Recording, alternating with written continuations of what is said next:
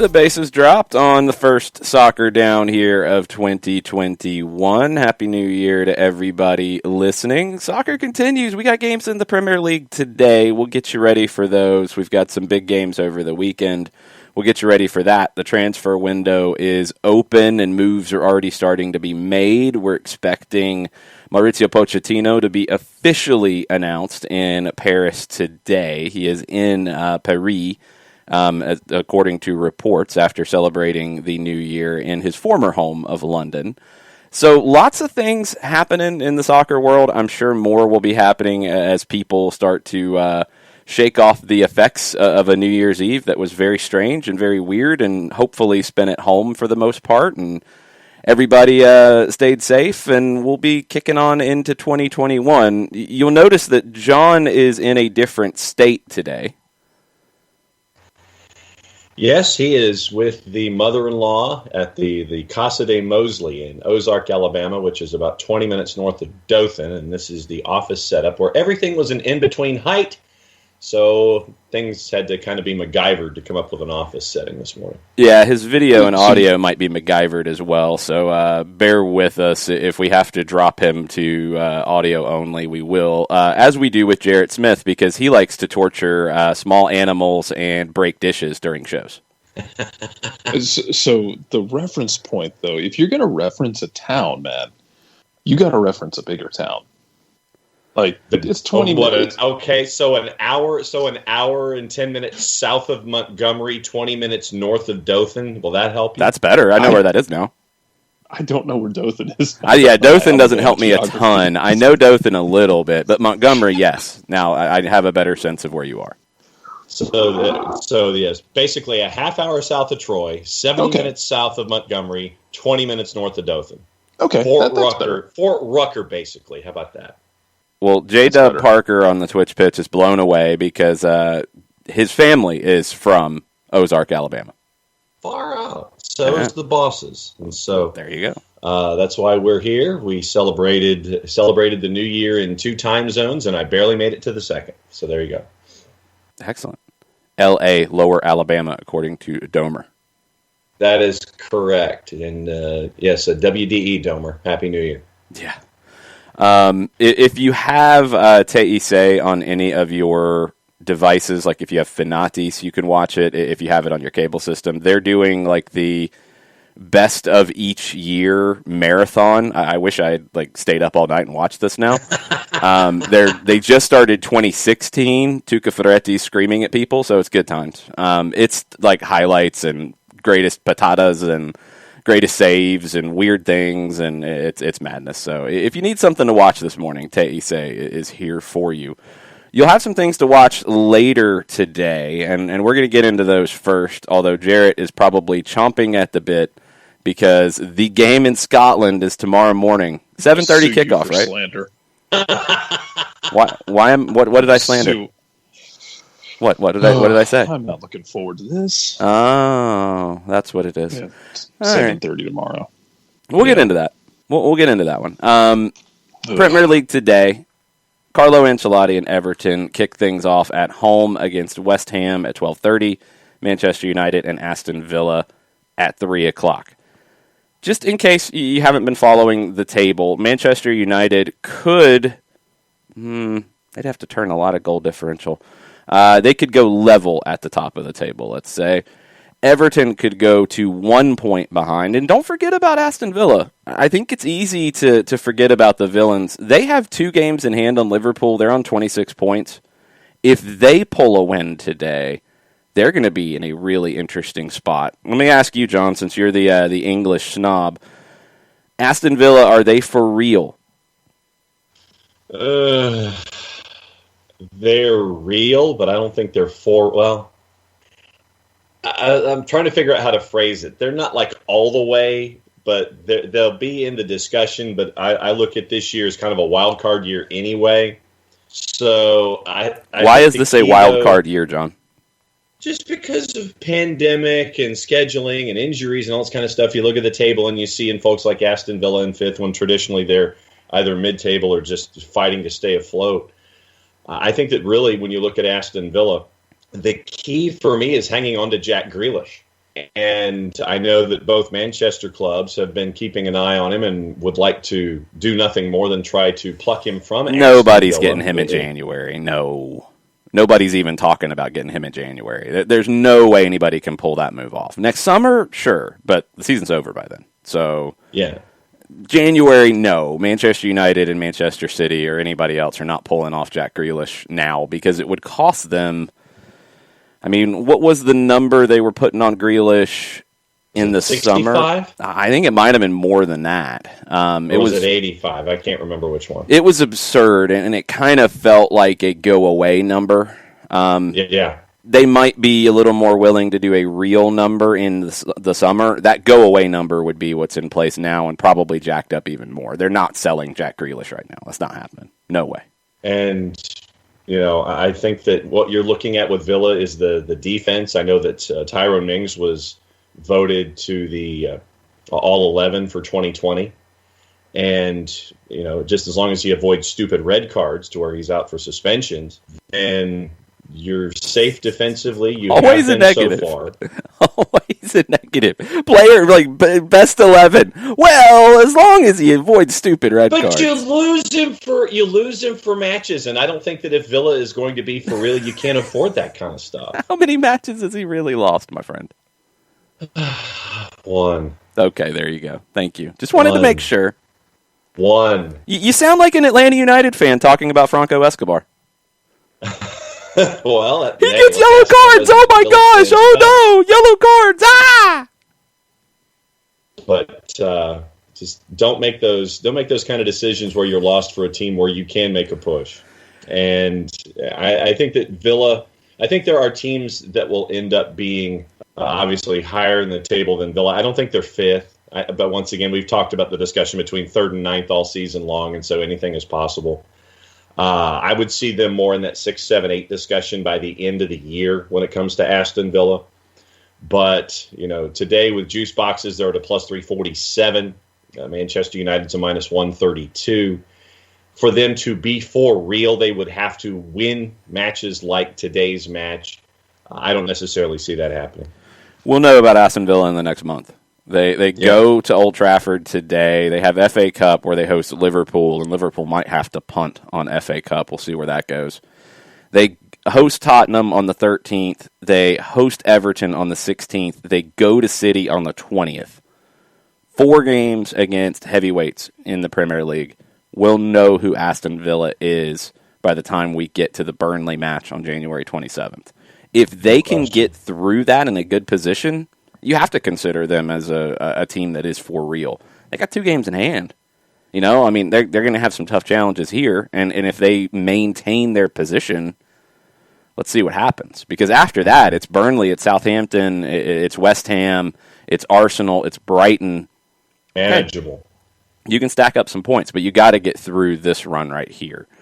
Villa's been, I think, a fan favorite in a lot of ways. I think the season they're having is really, really impressive. I don't think really anybody expected them to be 5th on January 1st.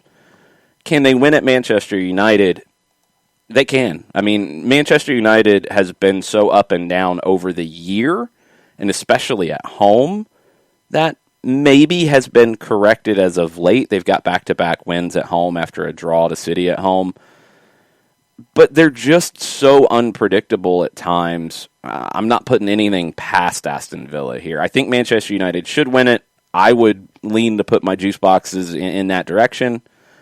But this feels like a game that could be an upset special. Because you look at Manchester United going forward, they've got the EFL Cup match with City on the 6th. So you can't start looking ahead to that. You got Watford in the FA Cup on the 9th. Where is the fatigue level for the squad? Where is the fitness levels for the squad? You've got Liverpool looming on the 17th. You got Burnley before that. They can't take their eye off the ball. And that's what I've worried about Manchester United all year long. And it is a question about Ole Gunnar Solskjaer. And I've been on the Ole in train for a while. Ole has had some really weird results pop up far more frequently than you would like. can they stay focused here with a League Cup semifinal coming up, with a tough game today against Villa, with Liverpool coming up, with FA Cup coming up? Can they stay focused? And they haven't always done that. And I think you're spot on. You sit there and you think that you have Manchester United figured out, that everything's going to be fine. They've got all their rhythm with Bruno Fernandes, and you get good Paul Pogba there for a second, and then all of a sudden they come up with a clunker.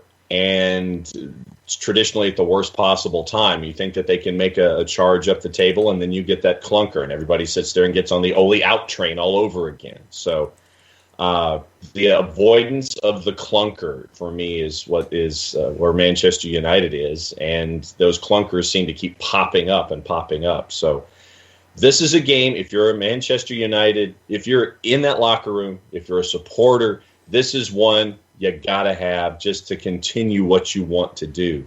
But these are the ones in the past that have come up and bit you. So that's what you've got to avoid today. Yeah, Ragamuffin reminds us that the Burnley game was the rescheduled one, and it just gets dumped into a very difficult spot in the calendar. But welcome to 2020. Let's look at Everton and West Ham real quick. What are your juice box numbers showing us there, John?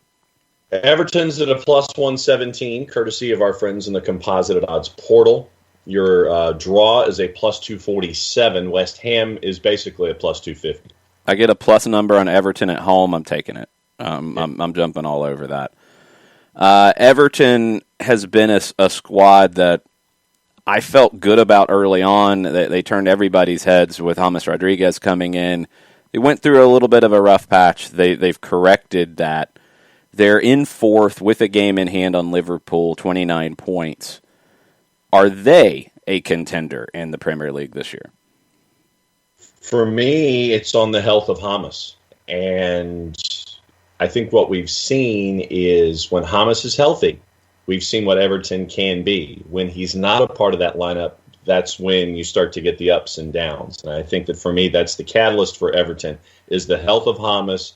And if he can be at 100% or as close to 100% as he can be, then my answer would be yes, they would be in the discussion for European football. Otherwise, they're going to be just below it once again in that group that we talk about from, say, 5 to 9. Okay, then here's what I got to ask you, because I've asked you about two teams. You've put both of them in the conversation for European football. Right. Who are the title contenders? Title contenders for me are Liverpool, obviously. No, I don't want that one. That's not the one I'm looking for. So you're not supposed to talk to your computer, John. You're supposed to talk to us. That's how it works. Well, it's when it doesn't. Well, it's when it's not giving you the information that you want. For me, it is obviously Liverpool. I think that Manchester City gets their heads squared away. I think that they're going to be a part of the discussion because once again, you look at everything from let's just say 1 to 9, you're separated by 7 points. Manchester City, 2 matches in hand right now. So if you end up with the 6 points there, you get the 2 wins across the board. You make that up. You're at 32 points, let's just say, using match 16 as your marker. Mm-hmm. So I would say Liverpool at 16 matches at 33. If Manchester City wins both of theirs to get the 16 matches at 32, I would say that Manchester City's a part of the discussion. I think that Leicester's a part of the discussion. I think that Everton with a healthy James is a part of the discussion. Well, wait a minute. I think that, Okay, This is where I'm confused. Yeah. Is Everton part of the league title-winning discussion, or are they competing for European spots? Competing for European I'm spots. asking who's the title contenders. No. Who are the title contenders? Who can win the championship? Liverpool, Manchester City, Leicester. Not Manchester United. Mm-mm. I think just because of what we were talking about with Manchester United, I think that it'll end up costing them with all of the hiccups that we've seen. I think that you're going to get a couple of clunkers by the time that and John froze. That might have been Ole. I don't think that they will be. That's usually my job. Yeah, pretty much. I'll ask you the same question in just a second, Jared. So, John, you are discounting Manchester United, Everton, Villa, Chelsea, Tottenham, and Southampton out of that top 9, who are by 7 points. You're saying that Liverpool, City, and Leicester are the only 3 title contenders. I'm telling you, Ole pulled his plug. Yeah, Ole got mad. That's what I figured. John, why don't you, if you can hear us, disconnect and just come back with audio, and we will go from there like we should have done to begin with. Jarrett, I'll ask you the same question. Yeah. Title contenders in England, who are they? I mean, it's always going to be Liverpool. Yeah. So that's the easy answer of if you're not paying attention to class and someone asks you, just say Liverpool when you go about your day. I'm going to, at the risk of having my cord pulled by Ole, I'll say Man U. No, he'd be happy about that. Yeah. They'll still be in that conversation, which is just hilarious because, like, up until decision day, I'm sure there will be like, man, should we fire him? Should we keep him? Oh, of course. Who's out there? It's always going to be there, and it's always hilarious. I choose to believe that City will be a part of this conversation before it's said and done. I think so, too. Brendan Rodgers is going to stay at Leicester, so he's going to have them, I want to say he's going to have them as, like, that in the conversation, but he needs, like, 3 things to happen for it to become a reality kind of thing. Like, I'll tell you one thing I think he needs is to get bounced out of the Europa League against Slavia Prague. I don't think they have the depth to make a Europa League run alongside a Premier League chase. Yeah, that's fair. Slavia Prague's tricky to play against too. There are players on that team that I've watched. There's parts of Slavia Prague. They have some players on that team that are in that mindset of they're too young to be afraid. Right.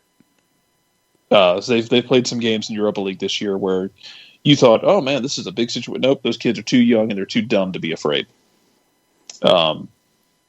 They might not care that it's Leicester they're playing. They might not care that it's Brendan Rodgers. Also, just tell them Brendan Rodgers once lost to a team in Gibraltar, and they'll probably be like, "Oh, let's go." We're feeling good about ourselves. That's a fair point, though. And it might be whoever gets bounced first kind of gets that leg up, whether it is a Liverpool or a Man City. One of them gets bounced, and United. One of them gets bounced. Remember, Manchester United was involved in just the dumbest chaos on in the European game. But whoever gets bounced might kind of be you kind of reset yourself and focus on that, because I don't know who is. I'd have to look. I'm not sure who all is in cup competitions domestically. Who's been bounced out of the Gummy Bear Cup and who's available for what? Because I think that impacts it as well. As not even like, hey, we're going to punt on the FA Cup kind of thing, but where I don't even have to worry about playing on the FA Cup. I don't even have to worry about getting backups ready for it. Yeah, FA Cup, everybody will start next weekend. Gummy Bear, Tottenham is left in the semis, and Manchester United and Manchester City are in the semifinals. Tottenham's got Brentford in the Gummy Bear Cup. United and City play one another. Okay. Otherwise, let me look at it real quick. Let me pull it back up. I can't think that City is not going to be a part of this. There's what? It's funny we do this because a week and a half ago I said, man, Chelsea might be in that. Chelsea might be close to firing their manager. Yeah, no, that's a valid point. I would have absolutely had Chelsea in this, and I think they still could be. But man, I don't know what's going to happen with them.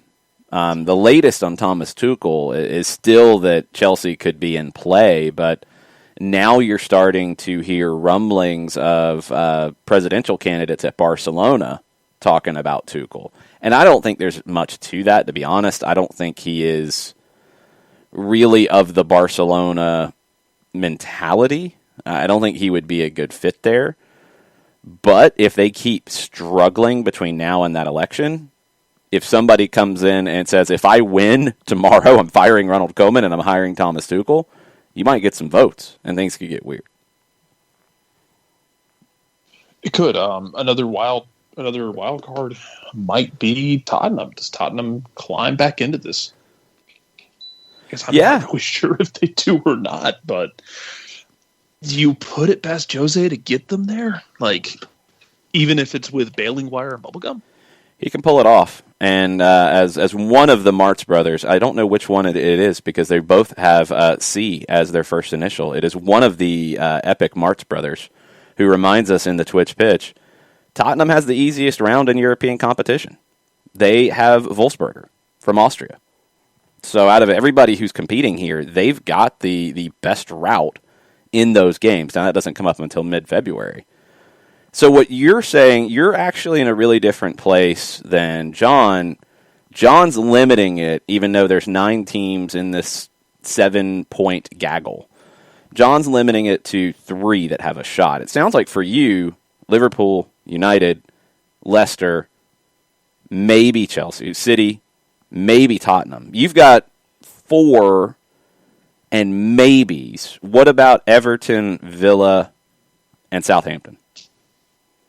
I want to believe in Everton and Villa. I'm afraid to, though, just because the way England is constructed and just because the way England has been historically, it's probably irresponsible to write them off. But it's also unfair for me to say on January 1st, halfway through the season, that I want to see more because God knows they've shown plenty to this point. But I kind of want to see what they do for the next month, especially with the compression, with some of the bigger clubs going into the European calendar, who gets bounced, who doesn't, who kind of might punt a league game here or there to focus on European glory. You know, Klopp is not gonna punt a European game. No, I wouldn't think so. I'd half expect even if he won the first leg 5-0, he would start his starters and play them 75, 80 minutes in the second leg. It's possible. So I don't. I think I'm more bullish on Aston Villa than Everton, but it's not necessarily a slight against. I don't mean it as a slight against Everton. I just think it's going to come down to depth for everybody else, and just the amount, the weight of the pound, just is going to carry some teams further, and that's unfortunately the way it is. Yeah, it's going to be. I'm not limiting it to 3-4 teams yet out of these 9. Liverpool, obviously. I think Manchester United will be there. I think Manchester City will be there. Leicester, I think, will be there. I'm not 100% sure there. I'll put them just a step below. I'll put Everton into that mix because of Ancelotti. I do worry about their health a little bit, but they're on a 4-game winning streak. I think Everton will be in the mix. The reason why I don't really want to discount Villa, Chelsea, Tottenham yet is when you start to look at Villa especially, defensively, second best of these 9 in terms of goals allowed. Goal a game is what they're allowing. You can ride that to some results in some tough spots. City has been excellent defensively. Tottenham has been very good defensively, 1 goal per game. You can handle that. Flip side is Chelsea. You can find goals with that team. They're averaging almost 2 goals a game.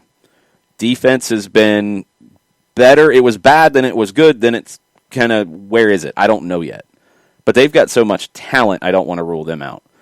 Southampton, they're in the 9th spot based off goal differential. I think they're the longest shot, but they might have a huge advantage because they don't have European football. And that is going to factor in maybe this year more than ever. More than ever because of how compressed the schedule will be. Southampton and Villa don't have European football. It's going to help them at some point. They're going to pick up a result somewhere that maybe they wouldn't have. Maybe one of these other teams won't. Maybe they'll pick up a result against one of these teams. Because you're going to have injuries. You're going to have things pile up. This month is going to be really interesting because the window's going to be weird. You've got teams who are trying to unload salary. You've got teams that don't really have any money to work with to go add players. You've got teams that might try to do some player swaps. You've got teams that are going to be looking at loans. There's a lot of these teams that need some reinforcement. They might not be able to get it. I mean, Jose Mourinho spoke this morning, and he said, I'm not going to ask for anything because I understand the situation. And they need help. And there's others who need help here. But I don't know if they can count on it. If anybody can pull it off, and you're probably looking into Manchester United, and I think you're wondering about Liverpool because they've always said they don't want to go get a defender in the window. But now with Matip injured as well, like, don't you have to? And they could. They've probably got the wherewithal to pull that off. Manchester United does. The others, I don't know where they are financially. I mean, Tottenham has said no. Chelsea has spent everything. I don't know what else they could really do unless it is a swap because they do have excess talent. Maybe you could pull that off. City's going to make sure they hold on to Eric Garcia, who reportedly has already signed a pre-contract with Barcelona to go to them in the summer, and they're not going to let him go now because they want to hold on to him. You know, unless there's something they could do by getting anything out of that might help them. It feels like a couple of things. The Villa and Southampton, no games in Europe, could be a wild card. Anybody who can pull a move off in January that gives them a leg up could be a wild card. And I look at United and I look at Liverpool as the two most likely to do that. If they can get something that helps them, if Villa and Southampton can take advantage of the extra rest not playing in Europe, you've got some really weird things at play. I don't know if I really want to rule anybody out just yet. I will push to the end of the month to make a decision on this. It's going to be interesting as well with a team like Villa and doing what they did against Chelsea earlier this week. Can they do that against other teams? Not necessarily just win and take 3 points off of somebody and take the whole scalp, but pull the draw. Like they play Liverpool, pull a draw. Play United, pull a draw today. It doesn't put them in the driver's seat, but at the very least, it keeps the pressure on. And I think, personally, psychologically, it's sometimes a little more unnerving when, oh man, we couldn't put them, they didn't kill us, but we couldn't put them away, and they're just kind of hanging out there, and now we can't take points off of them directly. Now we have to wait for someone else to do it. That's a little unnerving. They become spoilers in that way. And those teams that are really good defensively, like a Villa, they can they can keep a team from 3. They can get 1 out of it, but that could affect the race in other ways. Maybe not for themselves, but for others. Johannes chimes in. Everybody who's listening, who's on the Twitch pitch, who's listening on Twitter, go ahead and jump in with who are your Premier League title contenders today, if you have them. Or if you don't, explain why. Tweet at us at Soccer Down Here. Twitch pitch, it's twitch.tv/Soccer Down Here if you're listening live. If you're listening later, chime in as well. Let us know what you think. Johannes says Liverpool, United, and City are the title contenders, but with the unreal schedule demands on those players in 21, we'll see more upsets. That's why Tottenham, with the easier road in Europe, maybe that's a little bit of a bonus. You know, the teams but then they have EFL Cup semifinal. They are playing Brentford, but you're going to want to win that and move on to that final because it's right there for you. Tottenham wants a trophy badly. City wants the Champions League badly. Does that affect how they handle the Premier League? You know, Liverpool, they want to win everything. United, I think, really wants another league trophy in the worst way. But they can't punt on the EFL Cup semifinal because they're playing City. You know, you can't field a weekend lineup against your cross-city rivals.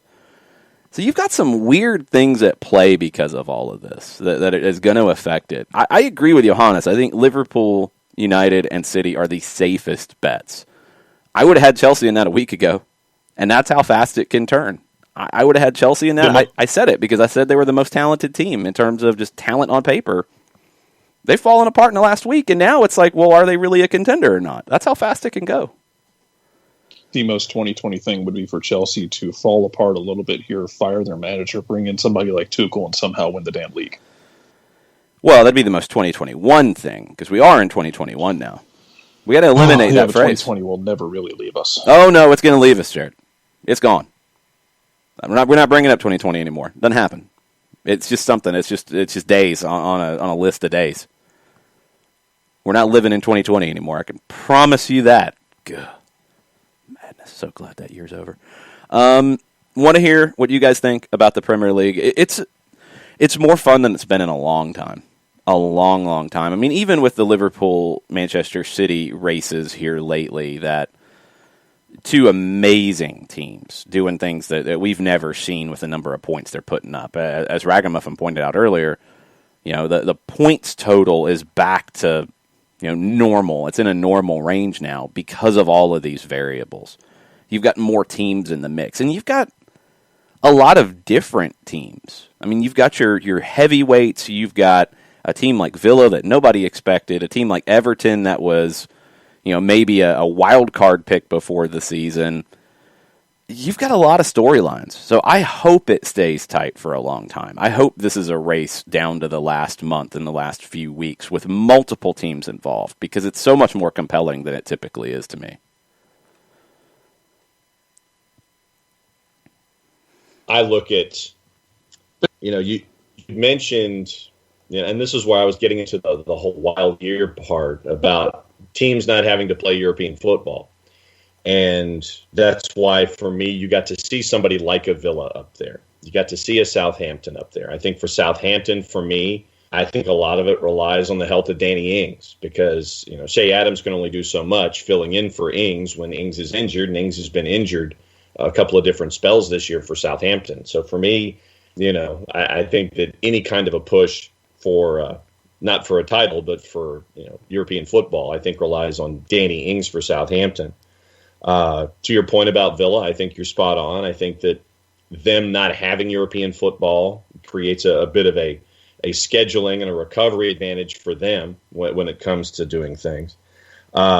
Chelsea, the only way that I could see them doing anything close to chasing a title would be them outscoring folks, because what we've seen over the last handful of matches, where it's giving up a bunch of goals, and it could turn into PlayStation for them or Nintendo or whatever the kids. Don't believe the tabloids too much now. I mean, they've only given up 18 goals in 14 games. And the one thing 16 for me, games. Sorry, Chelsea, that's even better. I'm sorry, Chelsea fans. I apologize. 18 goals in 16. Now, lately in the last two, right, they've given up 4. And that's 2 of 16. This is the one sec. This is the fear for a Chelsea, and it's going to be hard because Thomas Tuchel's out there, and we talked about it when he became available. Mauricio Pochettino didn't loom over Chelsea. He wasn't going to go to Chelsea because of his history at Tottenham. Mm-hmm. I wouldn't have expected him to go anywhere in England other than Manchester United. But now Tuchel's there. Yeah. So it's changed to where, okay, there's a process, there's time, you're trying to build, the defense got better, you went through a run where you were getting good defensive performances, and then now, you've got 3 losses in your last 5, but you gave up a goal to Everton, you gave up 2 to Wolves, you clean-sheeted West Ham, then the Arsenal game was the one that and then a draw with Villa, 1 goal you gave up there. Now you're back to the defense is bad, and this is a problem. I don't know if we would be there to that degree if Thomas Tuchel wasn't available. True. I think that's changed the narrative. And they play on Sunday at 11:30 against City. If they get beat against Manchester City, and Chelsea is at home in that one, and they give up 2 or more goals, are you seeing headlines Monday morning about Thomas Tuchel in London? No question. I think you're seeing at least speculation on it. Yeah, I think that you might be seeing Lampard in headlines with Tuchel maybe on the underside or like in the second header. They might be discussing Lampard more than they would be discussing Thomas Tuchel. And by the way, right now Manchester City is a favorite in that game. That's current form. That's a big one. I mean, that has big-time ramifications for what the whole season looks like. You can get Chelsea at plus 200, according to SofaScore's odds. Yep. Not bad for a home underdog. But take that and run with it. I don't know if I would. Not in current form. Not against City. I would not. Other games on the weekend to keep an eye on. We mentioned the 2 today. Tomorrow, 7:30, the early one before the Power Hour. Tottenham hosting Leeds. That's going to be a lot of fun. I'm looking forward to that. You have a manager who is known for being strong defensively in Jose Mourinho, and you have a local Marcelo Bielsa That will be a really fun one to watch. I know Jarrett will be watching something else, but we'll get there in 1 second. Bielsa has not cleaned the blood off his face after what he did to Big Sam, so he hasn't, and he might want to add some more. No, he might want to add a little bit more. Crystal Palace hosting Sheffield United at 10 o'clock. You're probably going to want to miss Peacock on that one. Just saying. Brighton and Wolves at 12:30. West Brom and Arsenal. Can Big Sam bounce back and host Arsenal and ruin Mikel Arteta's resurgence? We'll find out. Burnley and Fulham on Sunday, and I have not heard anything about Fulham's issues with COVID positives since their last game was rescheduled, and Jose Mourinho is not happy about it. I don't love Everton and Tottenham's complaining about games being rescheduled. Jose's complaints are a little different in that he's complaining more about the process, which is fair.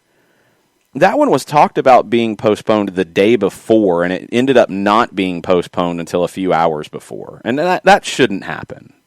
I think they need to figure out the process a little bit more because it will affect the way teams prepare. It will affect what they can do from a schedule perspective. That needs to be sorted out. But the complaining about games being postponed, at this point, that's got to stop because it's going to happen. There's just no way around it. Sunday, 9:15, Newcastle hosting Leicester. Can Steve Bruce pull anything out of that one? Probably not. Chelsea, Manchester City at 11:30, and then Monday you've got Southampton hosting Liverpool. What's the pressure on Jurgen Klopp right now at back-to-back draws? Playing a team that is in the mix. I mean, we've got to put Southampton in the mix. They're 7 points out. You know, they've been right there with everybody else. They're in the mix.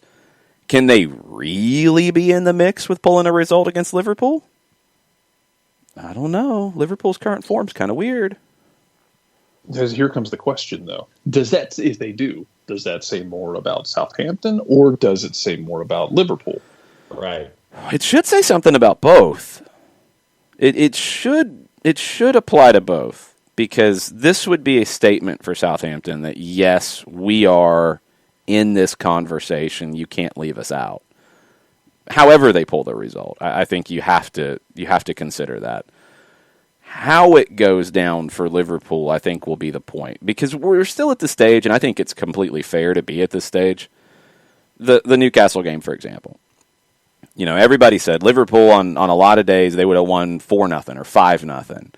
Feels like a bit of an exaggeration, but they did control the bulk of the play. They did have the better of the play, in my opinion. Newcastle did what they did, and it was the smart plan. It got them a point.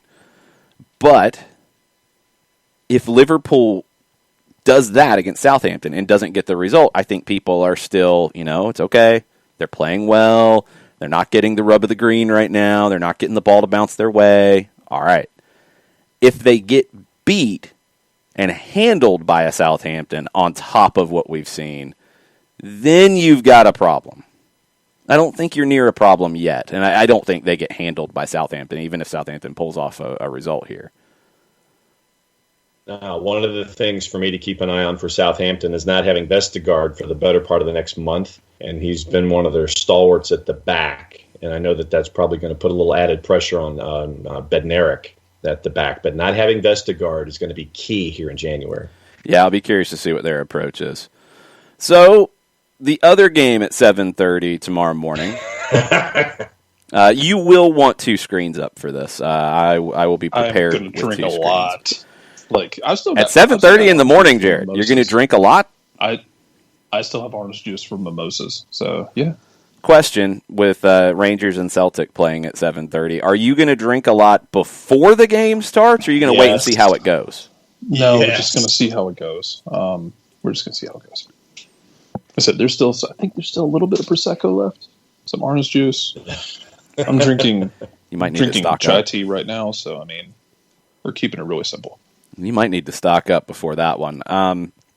For the people who don't follow Scotland, big picture stuff right now. Rangers are 16 points clear at the moment. They'd go to 19 points clear at the top with a win. That would all but curtains. Seal it. Yeah, it's curtains. I mean, it's pretty close to curtains now. It's almost it's curtains if Celtic doesn't take 3 points off this game. That's fair. Rangers have not lost in the league this season. Celtic have won 4 in a row after a really rough patch. Last time they played, 2-0 win for Rangers, and Celtic looked like small children against large men. They did Rangers. Not generate a shot. Yeah, they were horrible, and they didn't look interested. And they were missing 6 players due to COVID and injury. We'll give them that, but they didn't have any fight in that game at all. Rangers, this is per BBC in their preview. Rangers have been the better team in 4 of the past 5 derbies. The exception was Celtic's 2-0 win at Ibrox, September of 2019. Agree? Wholeheartedly. Okay. Even going back to the Cup final, the Scottish Cup final last year, Celtic wins that final 1-0 on a header by Christopher Julian. Rangers dominated that game. Like it had to be the most frustrating result for a Rangers fan in years. And I don't even say that mockingly. It's like, if it had been me, I'd have been irate because Rangers were just better. Fraser Forster stood on his head for 90 minutes, saved a penalty from Alfredo Morelos, and then Celtic scored on a set piece and then held on.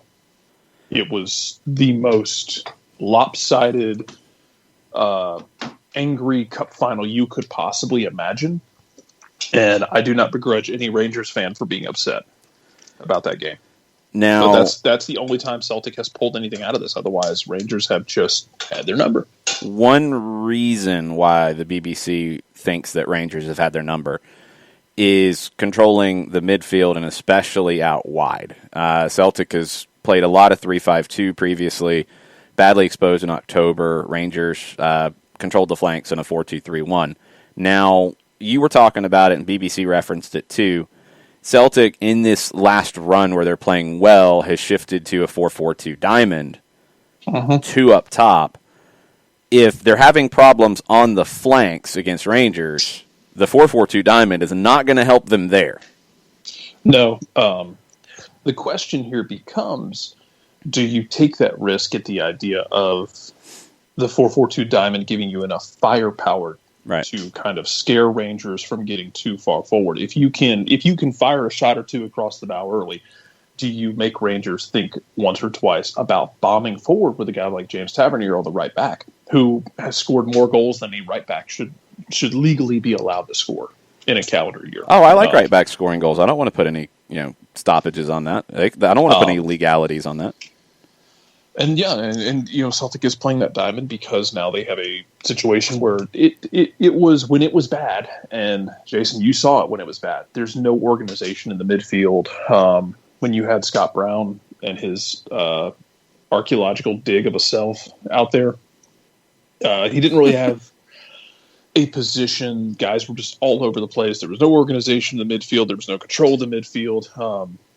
But now you have my tiny large adult son Ismail Asoro sitting back at basically the base of that diamond and just covering every blade of grass he can.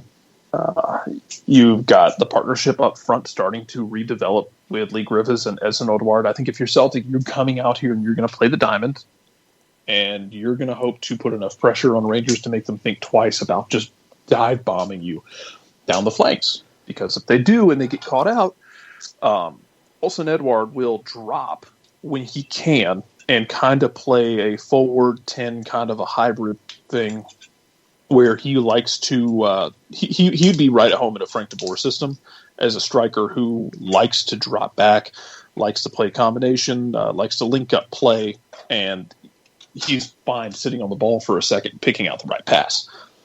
You're going to have enough firepower that's in form right now that make this interesting. I still think Rangers wins. Yeah, I mean, I think you have to put Rangers as the favorite here. John, you got juice box numbers on this? That I do. Oh, boy. Rangers are a plus 108 in the composite. Wow. Celtic is a plus 242, and your draw is a plus 252. I got to go Rangers, Jarrett. I would too. You're getting a plus number with Rangers. You take it here. They haven't been. Here's the caveat with Rangers. They haven't been perfect lately. They get knocked out of the Scottish Open Cup. I think it was against St. Mirren.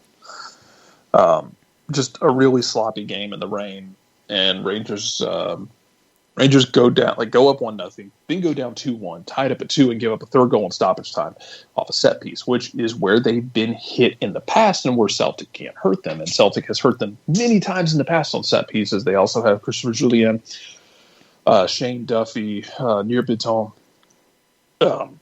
Christopher Ayers, 6'4", 6'5". They have a lot of size, and they can't hurt you on set pieces.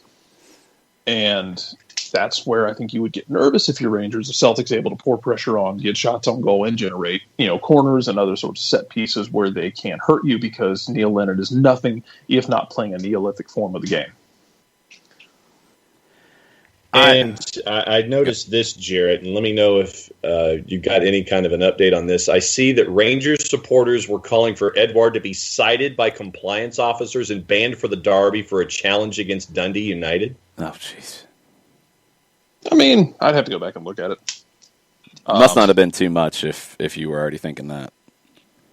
Yeah, I'd have to go back and look at it. That was actually a good game for Celtic, too. Rangers won their game over the weekend 2-0. Deflected shot that went in for goal, and then just a really bad giveaway at the back by St. Mirren gives Alfredo Morelos an easy walk in, get the keeper leaning one way, just taps it in. That's where my money would be on this bet. I'm not worried necessarily on betting the straight line of this game. I want to see the money line on the odds that Alfredo Morelos scores a goal, because he's never scored against Celtic. He has more red cards as a striker than he does goals against Celtic. I want to see if this is the game he can actually do it. He needs to. I mean, this is a game where you mentioned that tactical layout, and I'm a little perplexed by it. I feel like if Celtic is going to control it, they have to be direct. If you've got two up top against two center backs, you got to try to play to that every single time. You can't play through the midfield necessarily, although you can try to win the second ball with your 4 against their 3. It's really tempting to ask David Turnbull, who has been on just an unholy level of form lately, playing as like that 8-10. Think of a slower version of Marcelino Moreno. Yeah. Who can win, not as fast with his feet, but can win a dribble and can literally wait till the last possible second to pick out the perfect pass. He's been on form. The problem... It'd be really tempting to ask him to carry it through that midfield and to put pressure. Yeah, but the problem is if you get turned over, you're going to get killed out wide 2v1. Oh, yeah. In transition. You've got to make this direct, fast, frantic. You got to knock some people around. You've got to take Rangers out of their game, because if they can work the ball to the flanks, they will win. I think they will eventually, because I don't think Lennon can come up with a tactical plan to find his way out of a wet paper bag, let alone win a match. But that's the thing about the tactics for me is I don't necessarily know if Steven Gerrard is a tactical genius or not. Right. Because you're considering his opposition here, it's hard to measure it. Yeah. Right. Charlie Nicholas said this. He said Celtic have to go for it. I don't think they have to force the game or go out and win it in the first 20 minutes, but Celtic have to play a front two with Griffiths and Edouard for me to try and upset the Rangers' rhythm. Because for me, Rangers have controlled the last 3 or 4 matches, even when they haven't won, and Celtic tend to change their system to combat Rangers. The only hope I've got as a Celtic fan is, and my level of confidence has been going up in the last few weeks, is I think we can go there positive, but I'm not confident defensively. That's the issue. Yeah. I'm right there with him. And I was about to say, I'm not from watching it from a very limited knowledge of Celtic. Something just doesn't look right with them in the games I've seen. They look very bland, and I would expect that in a game like this, they're going to have to look like they would break your leg to win the match, because I think it's going to take that kind of intensity, and I just don't know where they find it. They don't really have it right now. They've shown a little more physicality, but I think some of that is just the optimism of not feeling so lost because the funny part about this setup they found, they kind of stumbled onto it by accident. You get guys like Soro and Turnbull who were brought in for a collective like $6 million, were just sitting on the bench. They only play in the game against Lille because Neil Lennon's resting his starters for the weekend, and that European match didn't really mean anything at that point. Celtic had been eliminated. But they go out and beat Lille. And then you start playing these guys more, and you start winning more games.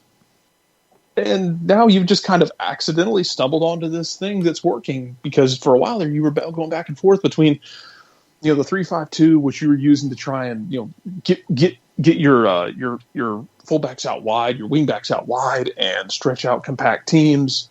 But that only works so much when you've got guys like Laxalt and Jeremy Frimpong, who might be on the transfer block, when they can't, put in a cross in the vicinity of anyone in a green and white shirt.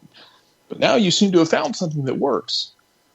You got to stick with it, and you got to go for it. And I'll feel a lot better if after 90 minutes, even if you lose, because I don't have much faith, even if they win this game, I don't have a lot of faith of winning the league. No, not as far back as they are.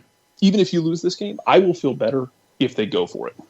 Go for it, play physical, get up in people's faces, take the fight to Rangers, and if they beat you on that day because you went for it, I can live with that, especially when you're doing it at Ibrox. Yeah, a couple of things from the Twitch pitch. This game is at 7:30 in the morning tomorrow. We'll be talking about it on the Power Hour afterwards. Maybe ESPN Jarrett Plus will have it. Okay, cool. Maybe Jarrett will be talking about it unless it goes poorly, because then he might be mimosa drunk by that point. We'll have to wait and see how that goes. No, that's when you want me on. We'll see about that. It's like the Andy Cohen Anderson Cooper New Year's Eve celebration. Yeah, we'll see about that. But that's at 7:30. It's on ESPN Plus. You will want two screens because you'll want to watch Tottenham and Leeds as well at 7:30. So you got two big morning games. It'll be a lot of fun. It'll give us plenty to talk about on the Power Hour tomorrow. Abby's maybe a little scared, maybe laughing at my break your leg intensity line. I think it's just because, one, that's how Scottish games typically go. It is a lot of intensity, and when one team has it and the other doesn't, it's very noticeable, and that's how it looked the last time these two played to me. And I think Celtic has to have that kind of intensity, not literally to break legs, but that kind of intensity to bridge the gap, because I think Rangers is the better team this year. Oh, yeah. And it's funny because Scott Brown used to bring that intensity, but he still brings it in some capacity, but he kind of goes Jermaine Jones at this point, when Jermaine Jones was at the end of his career, where there's intensity, but it's oftentimes misplaced, and he goes on walkabouts, and after 60, 70 minutes, his heat map is just all over the place. There's no shape, there's no definition, there's no security at the back. It's just aggression without necessarily an accurate target. He doesn't have that targeted aggression that fires everyone up anymore. I don't know who provides that this time. Maybe it's Callum McGregor. Maybe it's Malasoro. Also, I don't know who's going to be in net. Barkas was in net over the weekend, but, Connor Hazard has been no relation to the other Hazards. This one's a Northern Irish goalkeeper. He 22-year-old who had never started a game for Celtic, got handed that game in Lille. And then he's been getting time. He's technically the third goalkeeper. It is a Mad Lib of a season. I don't know who provides that aggression, though. Because you're right. The Scottish game is it's very aggressive, oftentimes sloppy. You get situations like the Aberdeen game the other day, where we had to call off the game because the artificial pitch at Livingston is literally frozen solid. It's not necessarily the most beautiful game sometimes. So. The intensity is a big part of it. A quick one for you. This has come up on the Discord about Independiente, asking Gustavo about the salary budget. What is a typical salary budget for Celtic? Do you know offhand?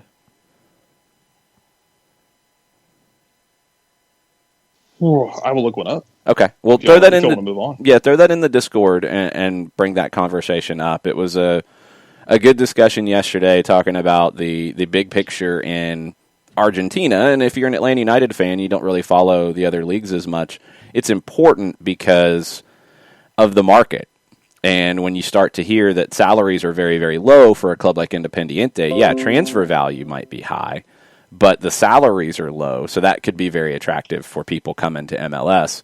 On the other side, and this maybe was part of the conversation about Mark McKenzie and going to Celtic or other players who've been linked, what do the salary numbers look on that side? And, it's stuff like there's some people, and I have leagues I focus on, but I like to know the big picture of other leagues. Bernd asked the question, and it's been good to really get into this and dig into it because it's been useful for me. So if you're in the Discord, if you're a subscriber on Twitch, if you're a subscriber on Patreon, that will be there later, and that'll be a little discussion off air. How about that, Jared? Yeah, we could do that. Actually, I've got salary numbers. Okay. Well, real quick, based on wages in pounds per week. Shane Duffy's making 20,000. Christopher Julien's at 15. Diego Laxalt's on 22,000 per week. Do you know the overall outlay, like of the like a yearly payroll? Give me 1 second. I can give you that. So this was as of last year. Okay. Celtics was 895,000. Okay, so less than $1 million a year and is that dollars or pounds or what? That's pounds. That's the average salary per player is less than $1 million a year. Oh, that's the average salary per year. Yes. Okay. Yeah, per player. Per player. And then you've got how many players? 30? Maybe. Okay. 35. So you're looking $35 million for a roster. That's pretty high. We'll dig into it. We'll dig into it. I'm sure it's a lot lower for other teams in Scotland for sure, outside of Rangers. So we'll dig into that. That'll be an interesting conversation to jump into in the Discord, because that'll be good comparison too with the English leagues, and I'm kind of curious to see where that falls. We have a little bit of this before we move on.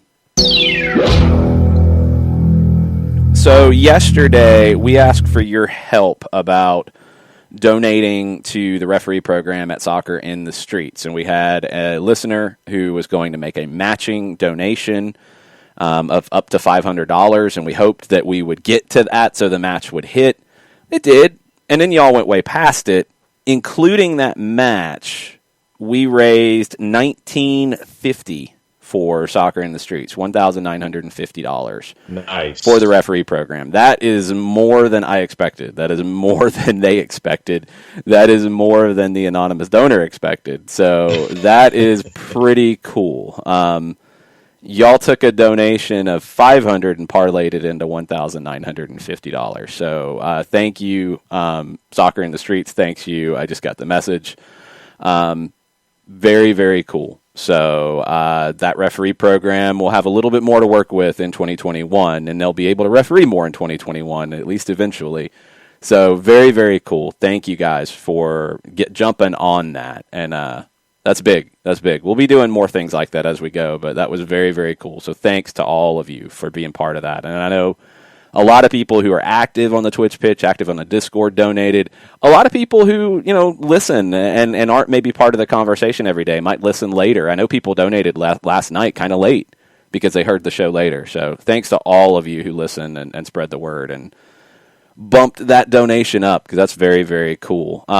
John, you have to thank another good friend of ours for the first time in 2021, and you're going to be doing it remotely, and we'll see how this goes. Tell us about Steve Apolinsky.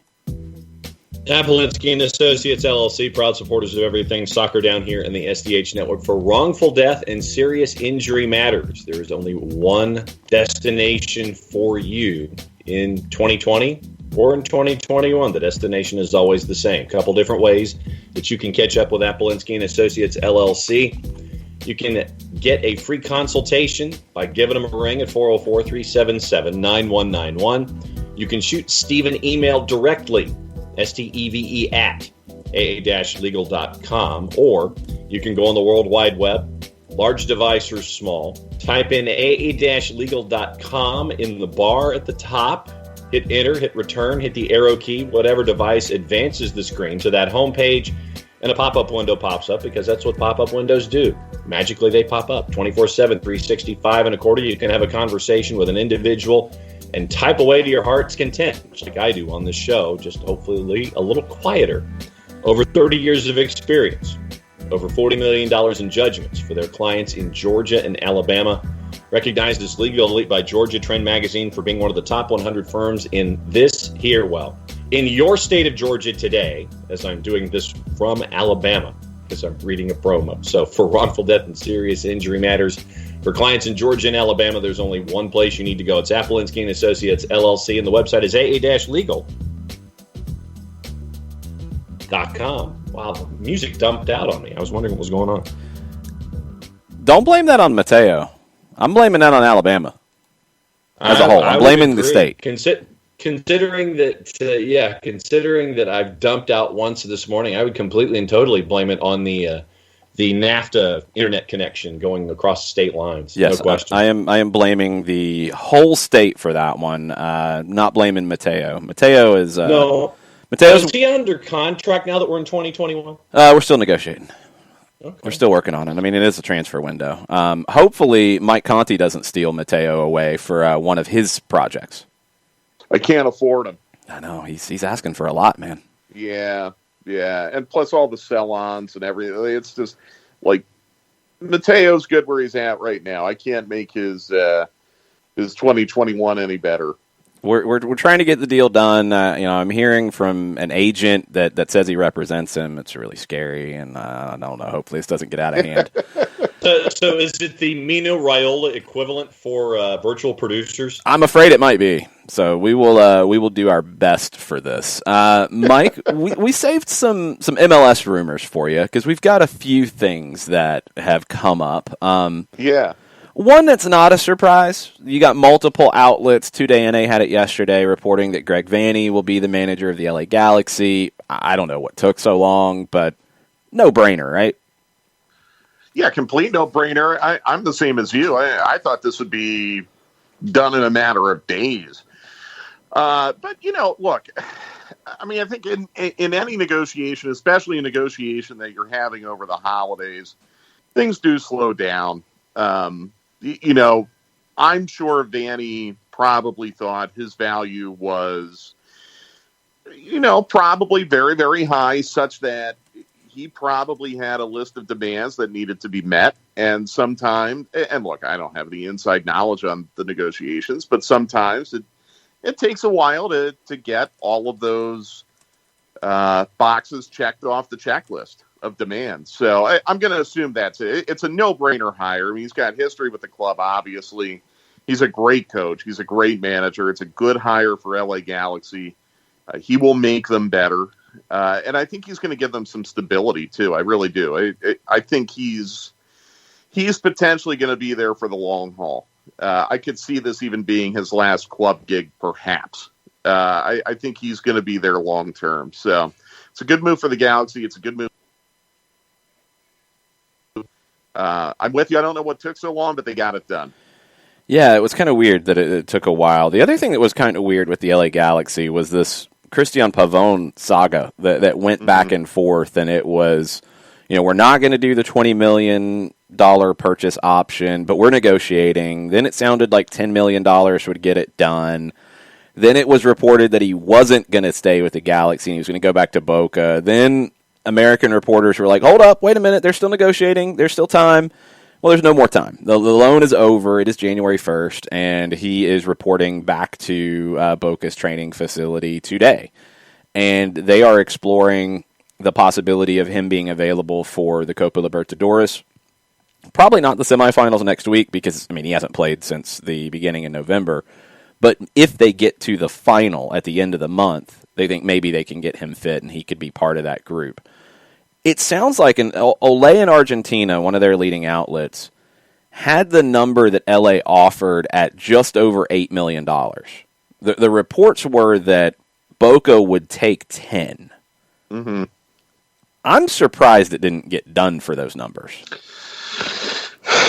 Yeah, I am too, and I'm wondering if that's a reflection of just how tight things are or are going to get globally. If things broke down over $2 million for Christian Pavón, what's that going to mean as we go into 2021 and as we go into windows opening today and more negotiations? Because to me, it seems like a no-brainer. If the drop-dead number is 10 and Galaxy's comfortable with 8. An American club, an MLS, a big club like Galaxy can't come up with another 2 for a player that I think is a no-brainer you want to still have. Mm-hmm. So I just hope that's not a sign that things are going to be like this in 2021, at least in the first half of 2021, where things are going to be so tight that a lot of players and a lot of clubs are not going to be able to get what they want. Yeah, I'm confused by it. I expected more from that. Let's get into the coaching part for a second, because Galaxy have their guy, it sounds like. Mm-hmm. Seattle has Schmetzer, probably, kind of. He said he would bet on himself being the manager next year. They haven't announced a new deal yet. The longer they don't, you kind of wonder, but I just don't see anybody else getting Let me just interject. If they haven't announced that he's leaving by now, I think he's still there. That's what I'm thinking, too. I think it's just down to dotting I's and crossing T's and whatever amount he's going to get for his coaching staff. And maybe the Gonzalo Pineda rumors have a little to do with that, because they might need to replace him, and maybe that's some negotiation. I don't know. It could. DC is still a big question, and it sounds like they really haven't gotten anywhere on their next steps. Toronto is still a big question, with Chris Armas in the mix in Toronto as well as DC. What do you think happens with those two? I mean, DC, we're not really surprised that it's been a mess, but Toronto, I am. Yeah, are we at mess levels yet with Toronto, or are we just at confusing reports level? Because one of the things I saw was that they've interviewed Armas multiple times, and I hope I've read that correctly. Yeah, that's correct. I'm remembering that correctly. If you talk to someone more than once, you can pretty much assume that he is either their choice or on a very short list of choices. There's going to be some logistical things in play with Toronto that might make that hire a little more complicated, and it might make the situation somewhat less attractive to a managerial candidate, although you hope those issues would be very short-term. By third quarter of this year, you wouldn't be dealing with, unfortunately, the potential of, having to play all your games away from home again and outside of the country in which your club is based. You hope that's not going to be long term. But if I were a managerial candidate, that would be kind of a little bit of an obstacle. It's something that I'd be very, very mindful and concerned about. It sounds to me, Jason, like Toronto might be closer than DC. I just get that impression. The DC thing is baffling because they've talked to so many people, and you've had a couple different names reported to be quote-unquote front runners, and yet they still haven't made a hire, which makes you wonder if they've been turned down by multiple people. Makes you wonder.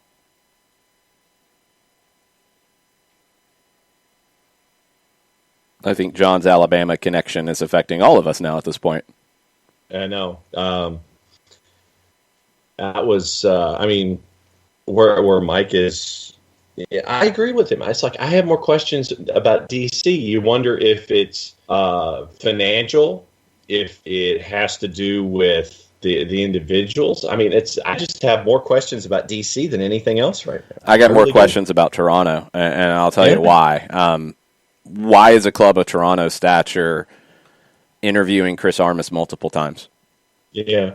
That doesn't feel like a hire that you can sell to your fan base to me. And that feels like something is not right with either the level of candidates that they are trying to get or the no's that they've gotten from people. I don't know, but that makes no sense to me.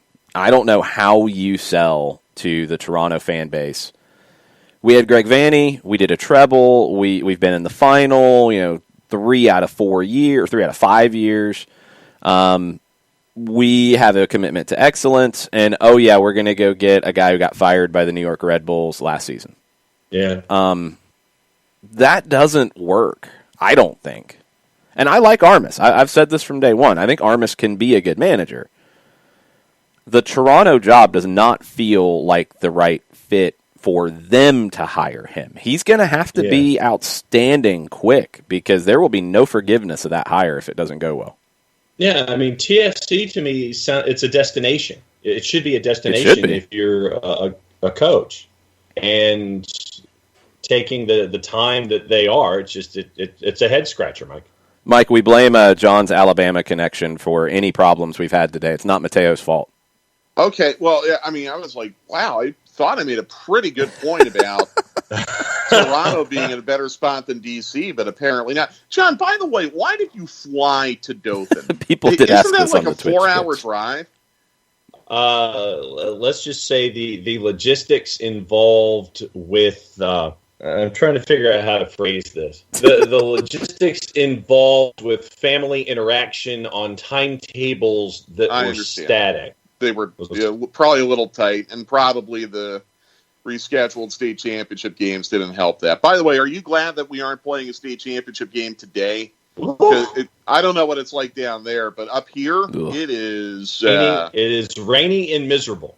Yeah, I mean, we're having a typhoon here this morning. So we had typhoon overnight, and we just had one in the show, and that was why Alabama's poor internet knocked me off the second time. And I forgot that Mateo is on Twitter, and he is yelling at me in all caps. Yeah, he should be about Alabama's poor internet connection. He should be, because he's taking the heat for it, and it's not Mateo's fault. Well, I only heard the tail end of what John was saying about Toronto, D.C. I'll just summarize again. It sounds to me like Toronto's closer, and it feels to me like D.C. may have been turned down by some people, just with the pace at which their search is going. What you missed from me is I have more of an issue with Toronto, because I don't know how you sell going from Greg Vanni and 3 finals in 5 years and a treble in 17 and a CONCACAF final to a guy who got fired by the Red Bulls earlier in the season. That's a really tough spin job you got to do if you're the Toronto front office. And it doesn't feel like he matches. And I like Chris Armas. I've said it. I'll continue to say it. I think he can be a really good manager. I want to see what he does outside of the Red Bull system that they were going to make him play. Does he subscribe to that? Does he want to do something different? Let's see. But this job doesn't seem to match up with what we've seen from him on his CV so far. No. And I don't know how Toronto sells that. No, it really is an excellent point. I mean, I think Armas is a good manager. I don't think he's a bad manager, but it doesn't change the reality of what made him available to come to Toronto potentially. And, that club and that fan base has very, very high expectations. I would probably place them in the group of the 5 most ambitious clubs in this league. But I just wonder how desirable the Toronto job is now compared to maybe, 3 or 4 years ago. That's a good point. And the reason, I still think they could get a very good manager. I mean, it's a great club. They play in a great city, in a great stadium.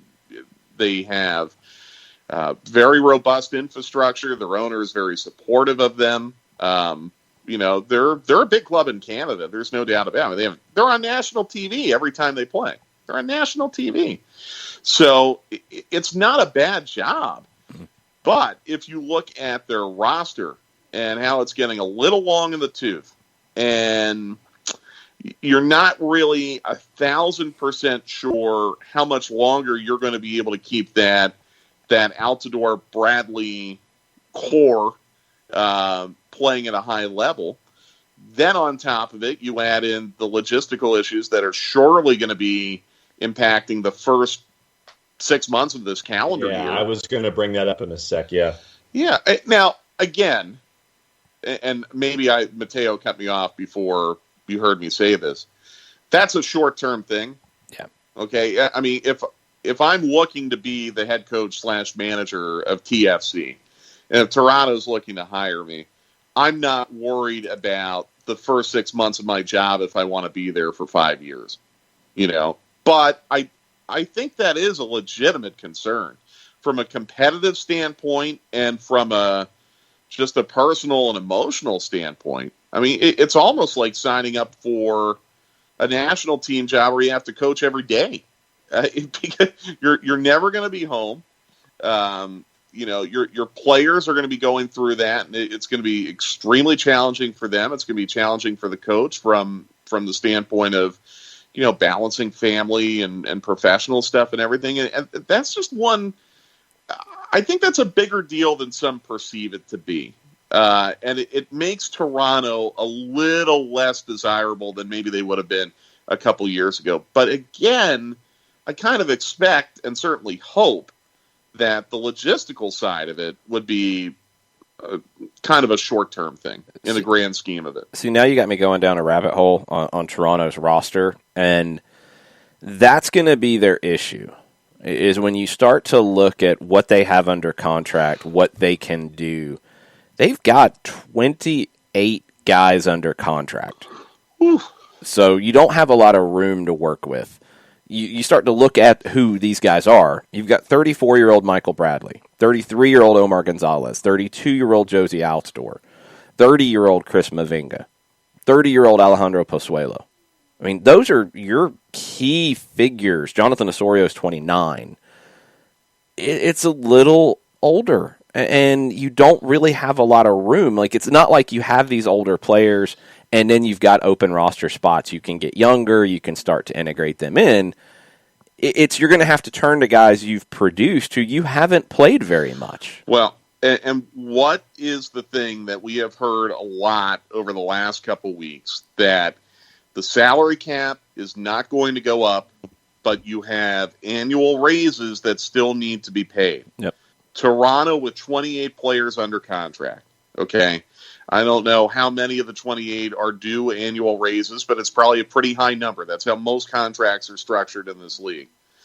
So if Toronto is going to be paying annual raises to a couple dozen players, and one is to assume they're probably already pretty tight against the cap to begin with, how are they going to get cap compliant? And how can they get cap compliant and still address their needs? That's a big, big problem.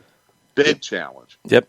Toronto's going to be a tough one, and maybe that's why, like, there were reports about Patrick Vieira, there were reports about Laurent Blanc.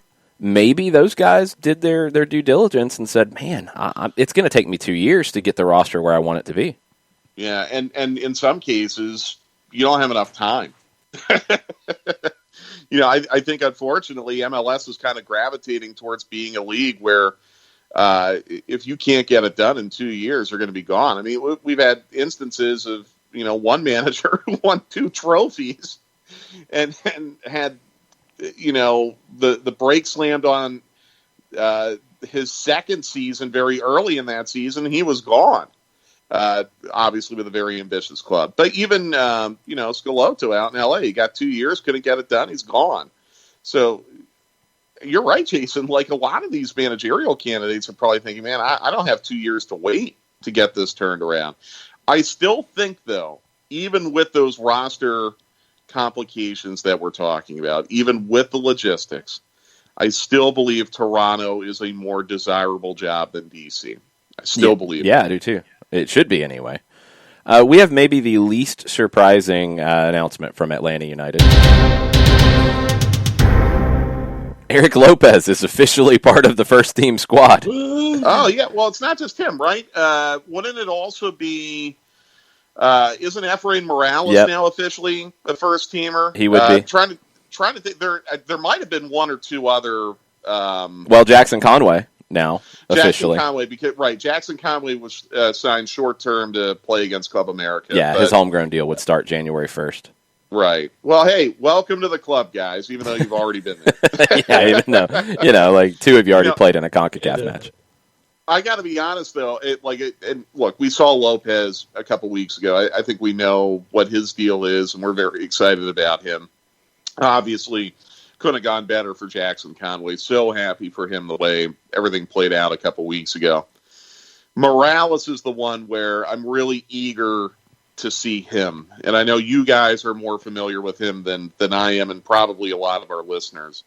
I am really, really anxious to see him because I think the fact that they gave him the homegrown deal when they did is a real testament to how much Carlos really, really believes in him and feels that he can fit the profile of what they want in this club. Yeah, I think he's someone I haven't seen a whole lot, but he sounds like someone who's going to be a really, really good fit. I think it's twofold with Morales. he hasn't played much for Atlanta United 2. He hadn't played for Atlanta United 2 prior to the homegrown signing because he's very young. Right. But he spent time after Showcase. He was spotted by Manchester United, spent time training in Manchester. Tony Annan went with him. By all accounts, from reports from the Manchester side of things, they were really impressed with him. So this is why it's so important to get guys signed who are willing to sign contracts early. Because Weston McKennie was this kind of guy for Dallas, and they didn't get anything for him in terms of a transfer. So you get the interest happens. You're able to put a deal down in front of Morales that he wants. He takes it. So now he's a pro. He's probably going to play for Atlanta United 2 almost exclusively next year. I would be shocked if he played in MLS next year. But you've got him under contract. And he is an incredibly promising young player. And if he's already attracting attention at 15 from Manchester United, well, now you've got control of that contract. And if you go down the road that we've seen so many times where he plays a season in USL, he competes for first-team minutes in 22, he could be one of these guys that goes for a very large transfer very soon, in a couple of years. But he's going to need games. Yeah, and that starts with the twos. This first year, I think it's only for the twos. I don't think you're factoring him into the first team at all. Because he doesn't even have 10 USL games yet. That's, that's less than I thought, actually. Yeah, that's one reason it was a little bit of a surprise with him. And I really do think the interest from Manchester United made it to where, okay, he's attracting attention from clubs around the world. You don't want to see him walk on a free. Yeah. It's worth putting him on a pro deal and paying him to develop him because the payoff will be that transfer fee down the road. And if Brian Reynolds is getting 10+ million for less than 20 starts in MLS, it is absolutely worth paying him a nice salary to develop. Well, and it also probably makes it less complicated for him to train with the first team as well, which is going to be obviously a huge key to his development. Oh, he's a pro player now. I mean, that's the biggest thing is yes, he's still got school to finish up and you create all those, avenues to do that, but he's a professional soccer player now. That's his job. One thing I really hope they can figure out this year, because unfortunately I think it's going to be necessary, is they've got to figure out a way with the protocols where it's going to be easier and safer to go back and forth between USL and MLS because too many guys needed games this year that they couldn't get because they were locked into the first team and they couldn't go down because of protocols. George Campbell is a guy who comes to mind, but Morales is certainly one of them where, are the protocols going to be set up in such a way where he can train during the week with the first team, but then go down to the twos and play a USL game on the weekend? Just something that I'm sure it's being considered. I'm sure it's being looked at, but one of many, probably not even the biggest obstacle now, obviously, to getting this 2021 season started.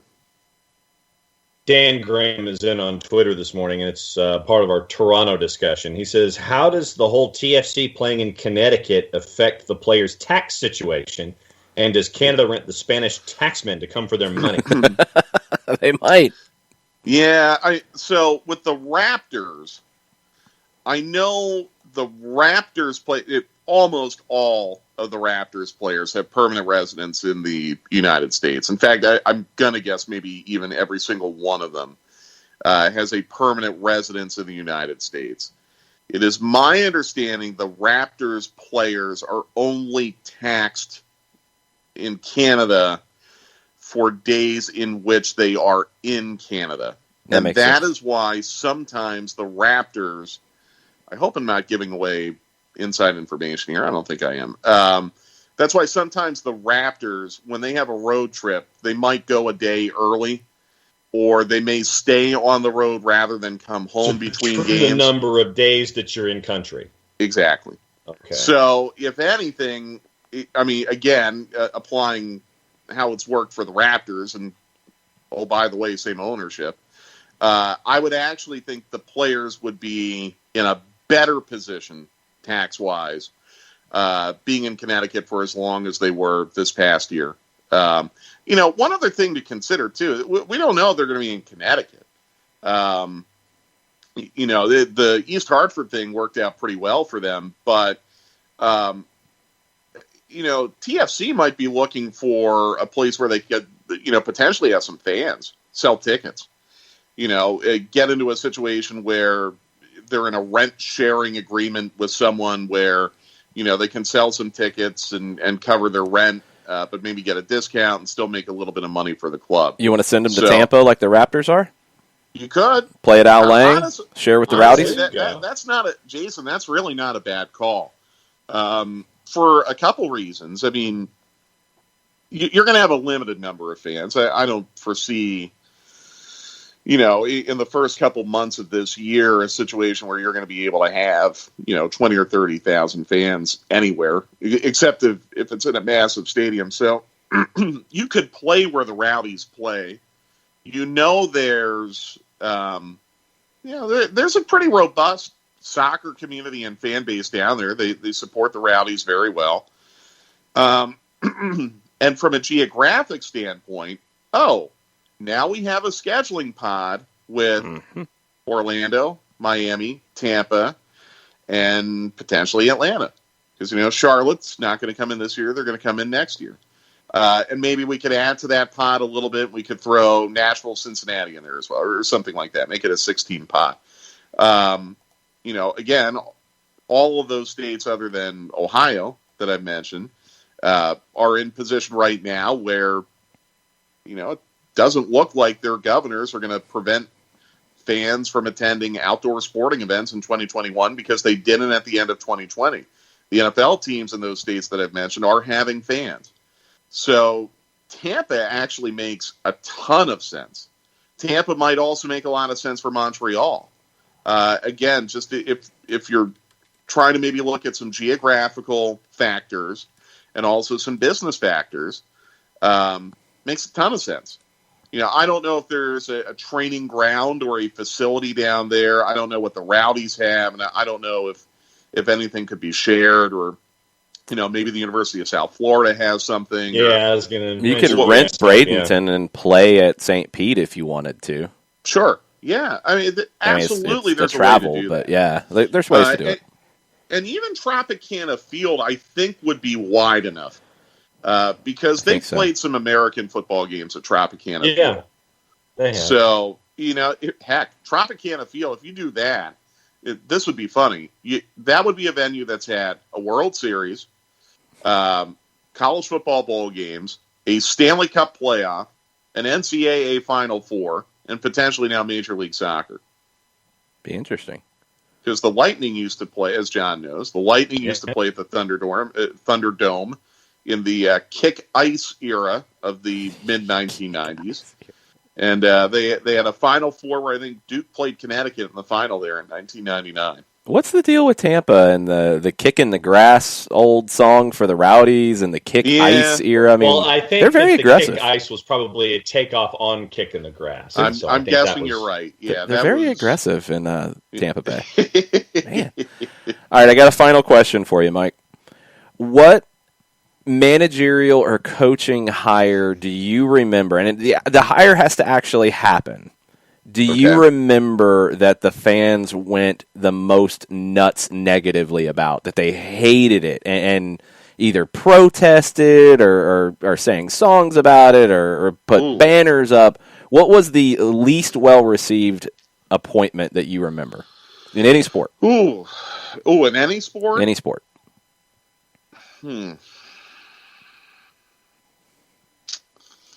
Give me a second. I'm sorry for the silence here. No. John, you can chime in here too. This is a good question. Wow. Because I think I've got one that will beat any of your suggestions. I think Jarrett's back with us. If Jarrett's got a suggestion, he can chime in. Well, I'll just say from my personal experience, when Andy Reid was hired as the head coach of the Philadelphia Eagles, fans revolted over that.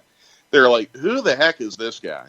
You're hiring an offensive line coach from Green Bay who wants to bring in this guy named Doug Peterson, who's been Brett Favre's career backup, and start a team building around him. And they were not very good in Andy Reid's first season, even after they drafted McNabb, because they weren't starting him right away, and the fans just revolted because the Eagles fans thought they were going to get Jimmy Johnson or Bill Parcells. So, when you have those names in your mind, and instead it's this Andy Reid guy, who the heck is that? That was very, very unpopular. A lot of booing. Very unpopular. A lot of booing, probably. But that was the least of his problems. Okay. Oh, yeah. Okay. There's probably some stuff left on his front door. Philly fans, you know that. They're crazy up there. That's they true. are, and I'm one of them. Dooley they're at crazy. Tennessee. Dooley at Tennessee? Yeah, I'll give you That's Derek Dooley at Tennessee. Okay. That is a good chat. Well, and one could even argue Jeremy Pruitt at Tennessee, because he was like their 12th or 13th choice. Yeah. True. Greg Schiano. Well, Schiano's a good but it's got to be the hire has to happen because there has to be a reaction to the hire, and the French have taken it to another level. Nantes hired Raymond Domenech, who last was with the French national team. Just a terrible decision. Yeah, it was. Well, we'll see. It sounds like it is anyway. He had the 2010 World Cup for France. That was probably one that needs to be turned into a telenovela, because I'd watch it, because, players were like walking off the training pitch. 30 on that. Yeah, we need some really good stuff. Refused to get off the one. bus at training. Oh, yeah. It was horrible. This is at a World Cup. He hasn't managed at the club level, I think, since 2003. So for his first training session a couple of days ago at Nantes, the fans were outside, and I hope this audio comes through well enough.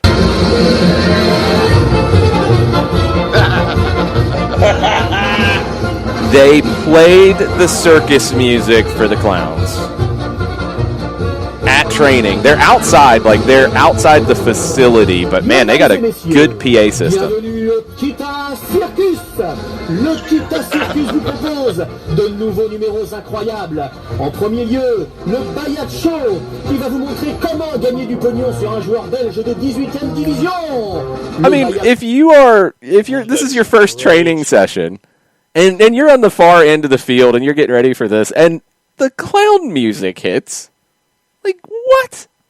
See, now, if Dominic had picked up a couple of training balls and just started juggling them as he's hearing the music, just to kind of go after the fans, that would actually be a really good way to spin it back on them. That would have been a good response. Go ahead, Jared. There were people who weren't sold with Orgeron, took the job at LSU. It's... Well, maybe with good reason. 2021 is going to be a real telling year. Yeah. I don't know. I just know if my first day on the job, if I walked into, the studio or the office or whatever, and my new coworkers or listeners were playing clown music to me, I would kind of think, the future here is not bright. Yeah. It's not going to go well. Yeah. Yeah. Yeah, it's probably time to go. Yeah. Well, what are your plans on? Are you grilling this weekend? What do you have going on? Stone crab. No, I had stone crab last night. They were delicious. I got Hawks games. In fact, kind of New Year's night Hawks game. But it's against the Nets. It'll probably be very entertaining. And then the Hawks play at home tomorrow against the Cavs. So I'm going to be, and then they play again Monday. So they're in a busy stretch. They're playing 4 games in 6 days, and we're in the middle of that right now. They'll probably score 150 points a night, give up 138. Yeah, and if they win 150 to 138, people will complain of the defense, which, it's actually kind of funny. It's kind of the Atlanta United argument, right? Like, oh, yeah, we'd rather lose 4-3 than win 1-0. And then they lose 4-3 and people complain. Got to be better defensively. I tell people stroke before the end of the season. Well, I tell people all the time, like, you should have seen my Twitter mentions after the LAFC match last year. It's like, wow. It turns out people aren't happy when you lose 4-3. That's true. So no, it's kind of, excuse me, guys. It's kind of and I don't have COVID. It's kind of analogous to to Atlanta United where, like, okay, yeah, we want to be exciting and we want to be fun and we want to score all these points and run up and down on everyone, and they do, and then people complain, well, they aren't very good defensively. Even though their three best defensive players haven't played a minute yet this year, but whatever. Go figure. So, Hawks tonight, Hawks tomorrow. I might do some sous vide on Sunday, but I might also just sleep all day Sunday because there you go. In a very, very busy stretch right now, which is a good thing. Very happy to be busy. J-Dub asks for your predictions on the college football playoffs today. I think Alabama wins easily. And I think Clemson wins comfortably. I think Ohio State is probably going to be a little more competitive than some are giving them credit for. But I think Alabama and Clemson, I don't think there's much drama today. If you want drama, watch the Hawks. If you want blowout college football, watch the Rose and the Sugar Bowls. Awesome. Mike, have a good weekend. Enjoy all the Hawk stuff. Yeah, good. Yeah, thank you. You too. Best game today will be Georgia-Cincinnati. No doubt. That will be the best game today. I can buy that. Yeah. Awesome. Well, thanks for the time. Appreciate it. Happy New Year, my friend. All right. Happy New Year, guys. John, Jared, Jason, take care. See you soon. Good. Make sure you're following him, Mike Conti 929 on social media. Any questions from the Twitters, John, that we have not hit yet? Yes, a couple of different things on the Twitters. Michael Head with another good one. He says, bad fan reaction to a coaching hire. Gene Chiswick's arrival at the Auburn airport, where you hear the fans boo him and the one fan yell, "We want a winner, not a loser." That's pretty good.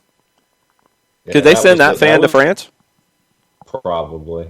That was one of them. And Dan Graham also came in when we were discussing the Premier League. And I guess this qualifies as bold prediction. Okay. Arsenal sneak into a Europa spot once Torreira returns from Athletic. Arteta has finally seen what the kids can do. Let's see. How bold would that be? So you got to get to fifth. And I know the Europa spots get kind of weird because other teams can pop up in there. But FA titles and champions, the postseason. Yeah, stuff. you got all kinds of randomness. But let's say they got to get to fifth. That's 6 points. I mean, that's not crazy. That's not that bold. It's 6 points. It's doable. It's possible. I don't know if it happens, but I think it's possible. So, and I have not been yelled at by Mateo in the last 20 minutes. Yeah, well, I mean, you weren't giving Mateo his proper credit, and then you were messing up his connection. So, I know. It's not good. Well, Alabama was messing up his connection. Remember now. Remember what we're saying. Yeah, well, I mean, it is Alabama's fault, but who is in Alabama? There are a lot of folks. Well, there's only one on the show. There's only one on the show that would be affecting this show. True. It's a nice try, but you're failing miserably. The one thing that when we got into the Pavone discussion with Mike, the one thing that triggered in my head, I mean, I know that $2 million, I know that Los Angeles was sitting there and saying, well, we've already invested X amount of dollars, and that's why we're only offering 8 or whatever. I mean, I would think just in negotiations in the overall with players trying to bring them back, not just in Pavone, but in situations like it. I mean, I would look at it as the resources that you might have on hand that you could get transfer fees on, get that money, and then in turn reinvest and get someone like a Pavone to keep them in-house. The Galaxy don't have those kinds of resources. But to Mike's point, yeah, I mean, if $2 million is a difference, that's a concern. But I would also think that if you had resources on hand that you could make those kind of investments, knowing that some folks were going out and you'd have money coming back in. You're not able to go get a better player, in my opinion, for 8 to 10 million than you had in Christian Pavone. If it was 10, if that was really what it was, I'm surprised they didn't do it. If Boca wanted more, okay, fine. Which is why I'm skeptical. Yeah, I'm skeptical. The reports were pretty consistent, though, from main people in Argentina that 10 was the magic number. It's not like Boca was really angling to bring him back. So it was kind of like, oh, well, if we had him back, we have him back. And we'll see if he factors in with them. I mean, that's a big possibility. That game tomorrow, Boca and River, he won't play in that. But that's a massive game to kickstart things in South America and Argentina. tomorrow night. Super Classico. It's in the Copa Diego Armando Maradona tournament. Boca and River they want to win that trophy because they want to win every trophy. But they're looking ahead to Copa Libertadores starting this week with the first leg of their semifinals against Brazilian opposition. So I'm curious to see what the lineups look like. It'll be big. I mean, you've got tomorrow, the Tottenham Leeds game's a big game, but you've got two of the biggest rivalries in the world of soccer tomorrow. One early at 7:30 with Celtic and Rangers, and one at 7:30 in the evening here with Boca and River. Both are must-watch. Boca is a plus 127 right now. River is a plus 215, and your draw is a plus 216. Oh, give me River. River shouldn't be a plus 200 against anybody right now. I'm taking River for sure in that.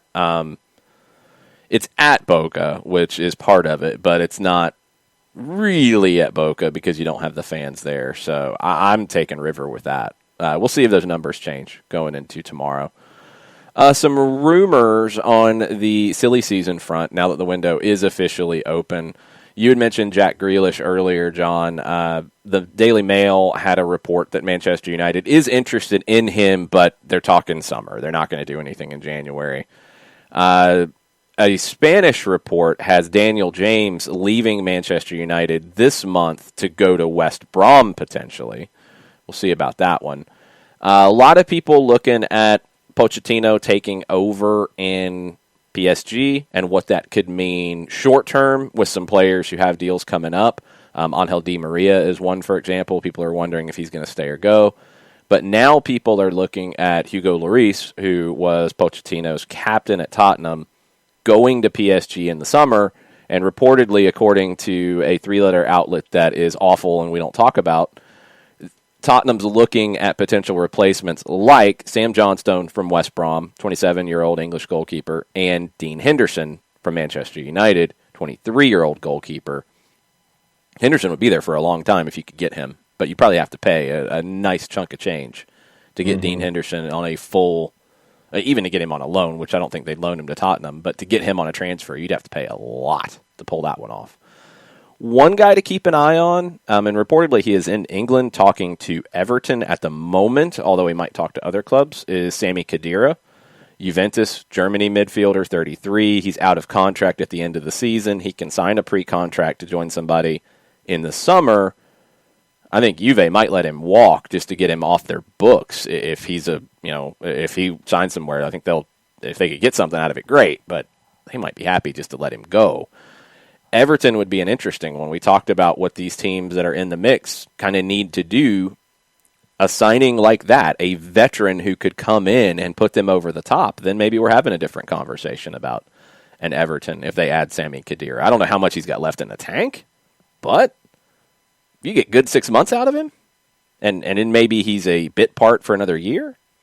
Take that in a heartbeat. Yeah. Eric Garcia, according to reports, has reached an agreement with Barcelona. He's 19, Spanish defender. Played a little bit for Manchester City. They don't want to let him go now. Barcelona would love to get him now. They don't have any money to spend right now.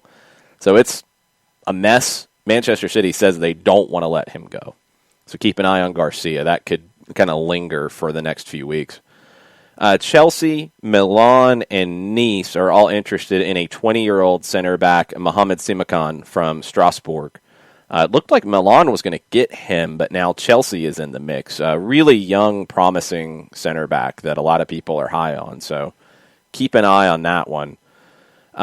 Real Madrid, talking about potential moves. There is a midfielder at RB Leipzig, Christopher Nkunku, who they are trying to get. He had previously been at PSG. Didn't really break through there. He's been great at Leipzig. Madrid wants him, but it's probably going to cost them 30 million euro.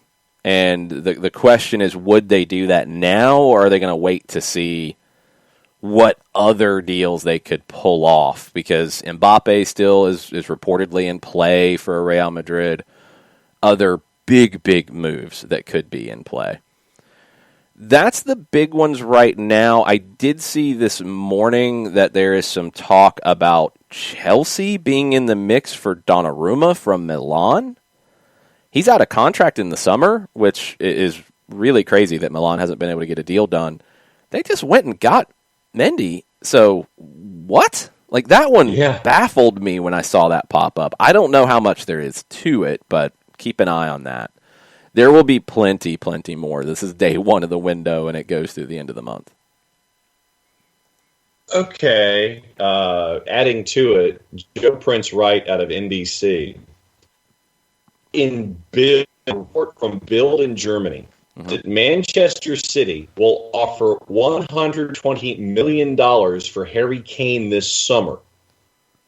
Aguero's out of contract in July. Gabriel Jesus is struggling for form and fitness. And so Manchester City searching for a big-name replacement for Aguero. Bild is saying Harry Kane might be part of the chase for Manchester City. That sounds like a very big January 1st here. Click on this as we're starting to talk about things now and for the upcoming window. That, I mean, maybe, but that feels crazy. Current contract runs out in 2024. So if Manchester City's allegedly serious, then considering I would think that Kane is worth far more than just $120 million, that they'd have to fork over a lot more than that if they were very serious about it for a contract that's got 3 more years on it. Yeah.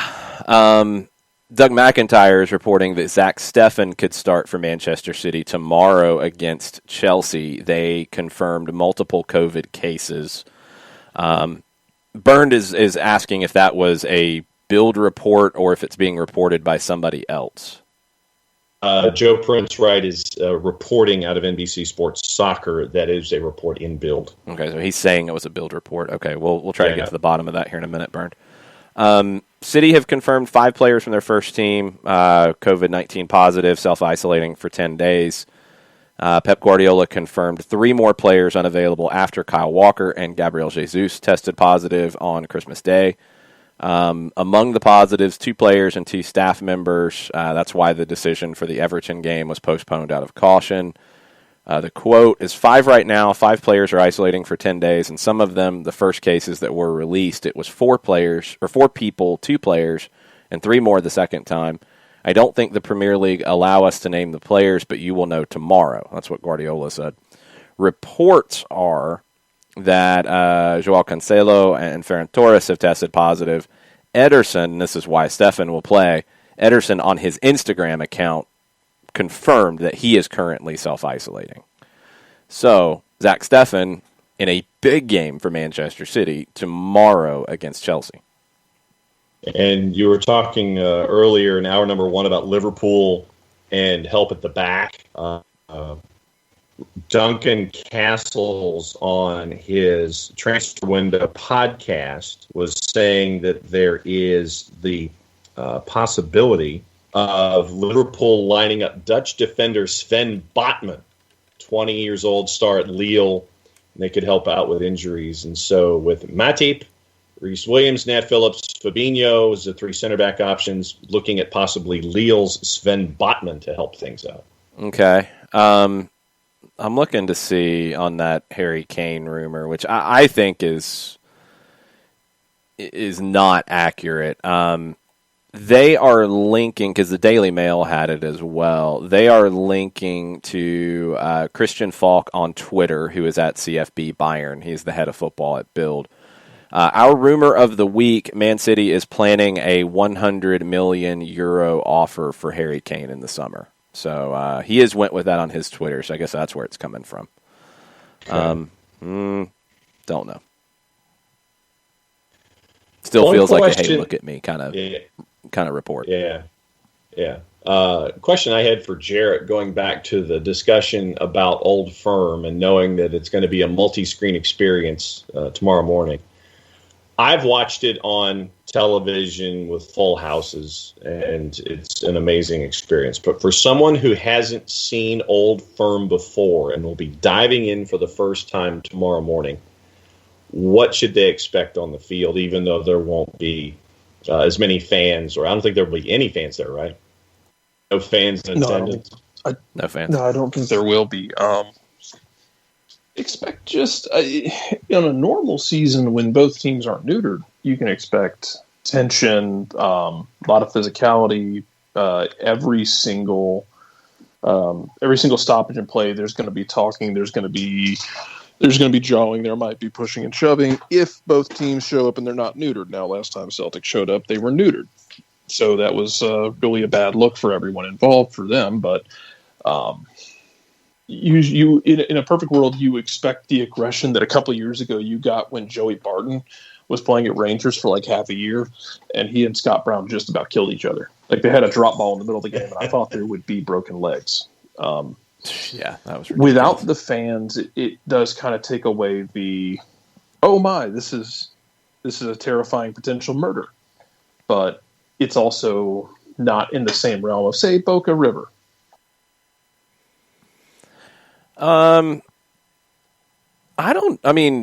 With fans in the building, you would say it's not at Boca River level?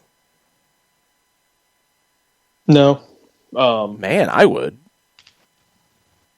See, I don't. The reason why I would is there's so much of an undercurrent here between the two, and look, maybe it's changed over the years. I'm not sure, but there's so much of an undercurrent. You do have the religious issues between the two, and that is one reason why the fans hate each other. I mean, those are two rivalries where you don't see players go back and forth between the teams very much. I mean, that's a big deal. That means it's pretty intense. I'd put them at the same level.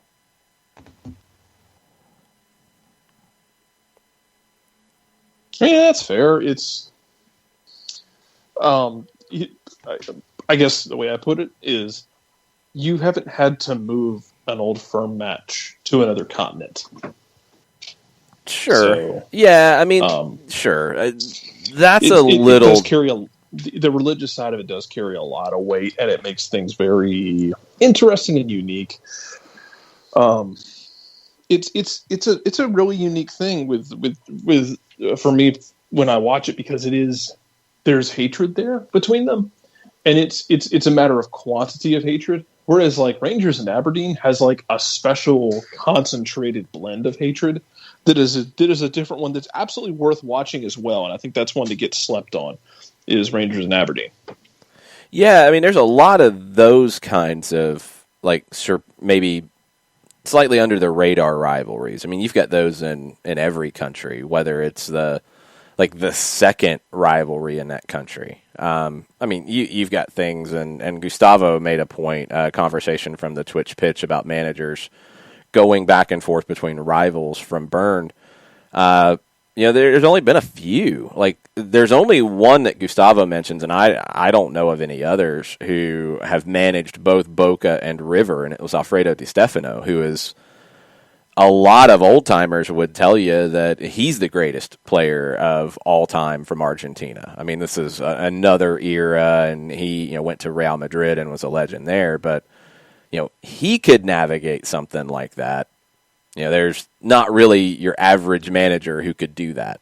But when you look at, a Newell's and a Rosario Central, you look at an Independiente and Racing, San Lorenzo and Huracan. I mean, there's some big rivalries under the radar. And I think that's starting slowly to happen in MLS.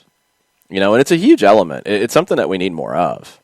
Everybody thinks in MLS, Seattle and Portland, the Hudson River Derby with the New York teams, the LA, El Tráfico with the LA teams.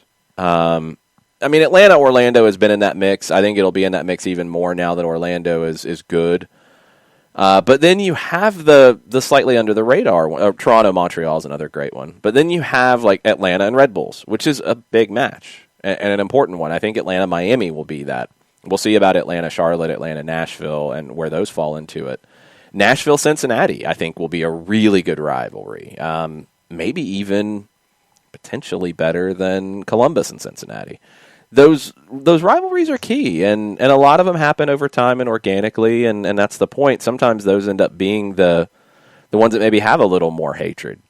I mean, for Aberdeen, the Rangers rivalry is the biggest one for them, right, Jared? Yeah, it's a lot of hatred. It goes back to coincidentally, it goes back to one of the most horrific tackles you will ever see in your life that an Aberdeen player put on a Rangers player. Go look up the Aberdeen Rangers tackle, and it's. I think you can just look it up like that. Altering. Yeah, I think you can just say Aberdeen Rangers tackle, and you'll get it. Yeah. Oh yeah, it will come up. And you'll need some eye bleach. Have like a video of like a puppy chasing a ball around or something on standby. This is bad. Neil Simpson on Ian Durant. Mm-hmm. Yeah, it's look it up, John, if you've never seen it. Let me know what you think. So I'm dialing it up right now. It is horrific. That'll probably take 3 days. Wow. Yeah, it's awful. Yeah. It altered the man's career. So there's a lot of hatred there. I think one of my favorite experiments to do, though, would be to take a couple fans from Glasgow and send them to an Iron Bowl, and then send a couple fans from Tuscaloosa and Auburn and send them to Glasgow and make them go to each other's rivalry games just to experience it, because I want to see what they would say, pluses and minuses, compare and contrast it. Yeah, I've always said historically, and so much of it is because of the history, that the closest comparison to, your centuries-old rivalries in England and Scotland and in some countries is college football because of that. I've told, expats who are over here and don't know anything about college football, I'm like, go to Georgia-Auburn, and you'll feel like you're at a Liverpool match, at a Liverpool-Manchester United match. Like, it has that kind of feel to it, that visceral feel. Atlanta-Orlando has a visceral feel to it. I want to see what other ones turn into that. Go ahead. I worked with a guy a couple years ago, and he, at one point, was doing sports radio in Chicago. And he talked about being up there doing, and he had worked in Atlanta, and worked in the South, and worked in Memphis, so he knew college football. He said the guys in Chicago did not understand or get college football till one of them had to go down to Alabama for a wedding or something, and he came back and he was just shell-shocked at the way that people in the South dealt with college football and lived and died by it, and were frankly ready to kill for it. There's a lot of people who act that way, yes. There's a lot of people who front in that. Maybe there's a few who would go out and poison trees and such, and that's kind of madness. Maybe. There's a lot of talk, which is the same for all these other rivalries, too. I mean, do you get lunatics who do things beyond that? Absolutely, it happens. But it's a visceral feel.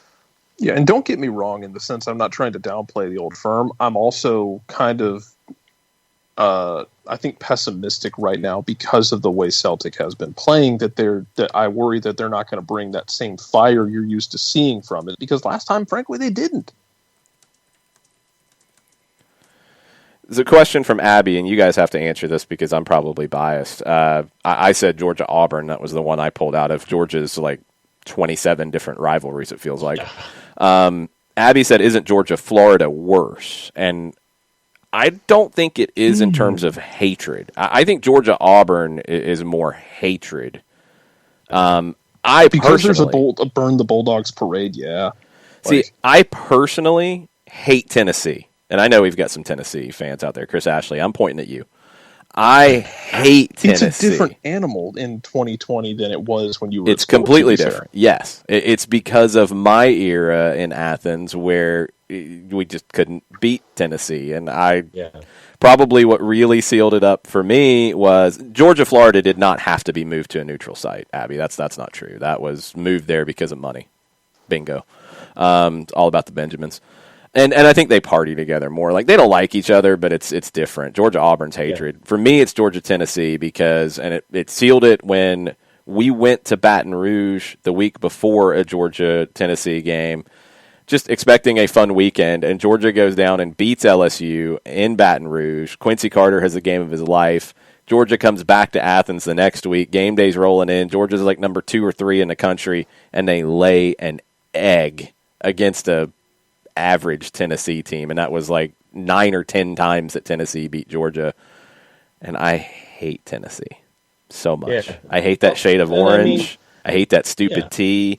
I start to get a little sick to my stomach when I drive through Knoxville. Well, what's the joke about the Tennessee orange? You wear it when you're on a game day. You wear it when you're out picking trash on the side of the highway, and then you wear it when you're hunting, so you can wear it 3 days in a row. Yeah, it's a convenient shade of orange because you can wear it on the road crew Friday to game day Saturday, and then to the tree stand on Sunday. There you go. And then, with Georgia and Tennessee, I know a lot of folks, depending on how old they are, they either remember Herschel plowing Bill Bates or they remember the hobnail boot. I remember where I was at the hobnail boot. We were in Helen, Georgia for Oktoberfest as a kid. And I remember, and we weren't even watching it. We were the restaurant we were in had the radio call on, so we didn't even get to see it. We just heard Munson's call. A question about the Georgia, Florida, because a couple people have said it had to be moved, and Chris Ashley's yelling at me. It was. I'm looking back at the history now because I had to go back and remember some of this. Like, they've played in neutral sites a lot over the years, not because of hatred, just because, like, a lot of times early on, especially Georgia and Florida, because, I mean, you're talking about Athens and Gainesville, they didn't have big venues. So, I mean, Georgia would play, like, early on, and, I mean, we're talking in the early 1900s. They'd play big games in Atlanta. Auburn was in Columbus for a long time, right? Yeah, it was in Columbus as a midpoint. They played it in Atlanta, like, early on. Not much. Where did they play it in Columbus? At McClung. So, where are you going to play it? At Carver? No, McClung Memorial Stadium, the city stadium that's right there on the river. It was actually a facility that had a decent attendance, decent capacity in the old days. Yeah, now with Georgia, Florida, they don't move it back to the venues because they have venues that could host it. You make more money playing it in Jacksonville. I will still always call it Alltel Stadium, no matter what. I'll call it the Gator Bowl. It's too lucrative to play it in Jacksonville. So. Katie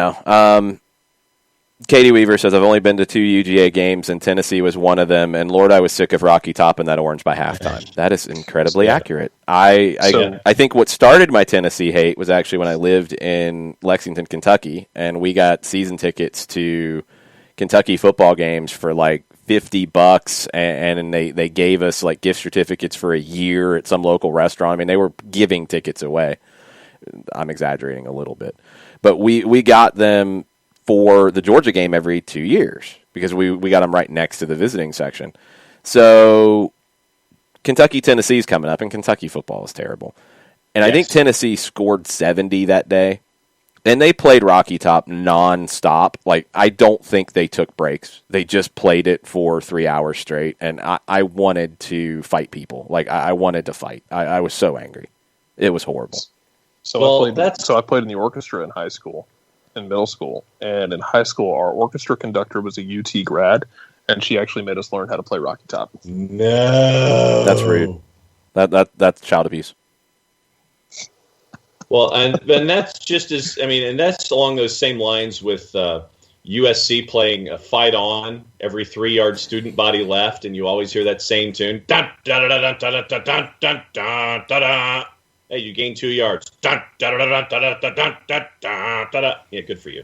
I will, when I push my hatred to the side or swallow it deep down in my gut, I will agree with what Chris Ashley says, that Rocky Top is the best fight song in college football. It is. It is. I can support that. It was written by a Georgia songwriter, though, so just always remember that. Keep that one in mind. Keep that one in mind for you, Chris. Colonel says none of the college football rivalries compare to the Swansea-Cardiff derby. See, I disagree, Colonel, and it's not like a better or worse. I think they absolutely compare. Visiting supporters are not allowed to go to the away venue. That's been the case in Argentina for decades upon decades. Like, that's normal in some places. It's, college football. I don't think you could pull that off if you wanted to. There might be times you need to. But I don't think anybody would agree to it because it's so crazy to do that here. There's times where maybe you need to, but you don't. They compare. And it's not one better. It's not a football's better than soccer. It's none of that. It's not a Jeff Schultz column at The Athletic leaving Atlanta United out, by the way. Exactly. Yeah, we saw that. Saw that. Good job there, buddy. Saw that. Nice job. Golf clap. You win your points for your old school mentality. But rivalries, and it's what I've tried to explain to people as to what a great soccer rivalry can be, is think about these rivalries that have history. And Orlando doesn't have that history yet. The El Tráfico doesn't have that history yet. Cascadia has history, but some of it is a little bit glommed on after the fact because the original history died in like 1983. Let's be real. But it takes time to get there. And the potential is there. But more than anything, it's the feel of it. And that's a good thing. Like, you want games like that mean something. You don't want every game to just be an event. You want games where it's like, man, I hate these guys. I can't stand these guys. Couple of other things on Twitter real quick. Tafka says that Lopez appears to have been acquired for $3.63 million, notwithstanding transfer market's accuracy questions. Yeah, that's in the ballpark of what we've seen. That was what was reported at the time. Yeah, so Tafka says that would have to be an MLS U22 signing, he would think. You would think, or he's a TAM. I mean, because if not, then you could make it work as TAM. Because you probably got him on a 5-year deal. And the other thing is from the Colonel on the Twitter side of things. He says, back to unpopular hires, and this is true. When Swansea hired Bob Bradley, supporters were already unhappy with the evil American owners, in quotation marks, and saw the hires having yet another American forced on them.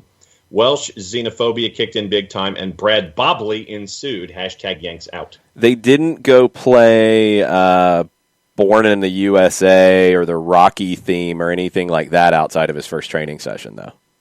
I don't know what you would play to try to make fun of Yankee Doodle Brad Dandy. Bobley.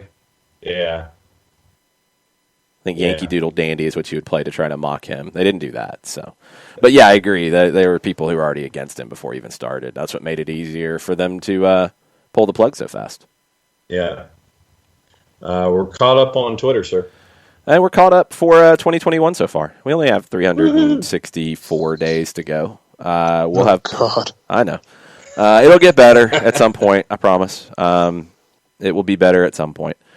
We'll have the Power Hour tomorrow. So in the Power Hour, we will recap those 7:30 games, which are going to have a lot of talking points. Tottenham, Leeds, Rangers, Celtic. We'll preview the rest of the day, any other players that are going to be absent from the weekend. We'll preview El Super Clasico in Argentina.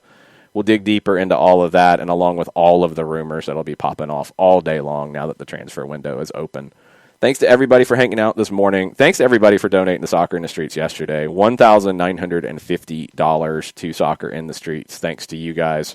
That's going to the referee program to get more kids certified, to get more kids gear, to get more kids working, and growing our referee pool in the state, which is awesome. And y'all made a big, big help to their budget in doing that for next year. So thanks for hanging out. Thanks for listening. Thanks for starting your year with us. And we'll be back tomorrow for the Power Hour. Mucho platio. Mucho platio. Mucho platio.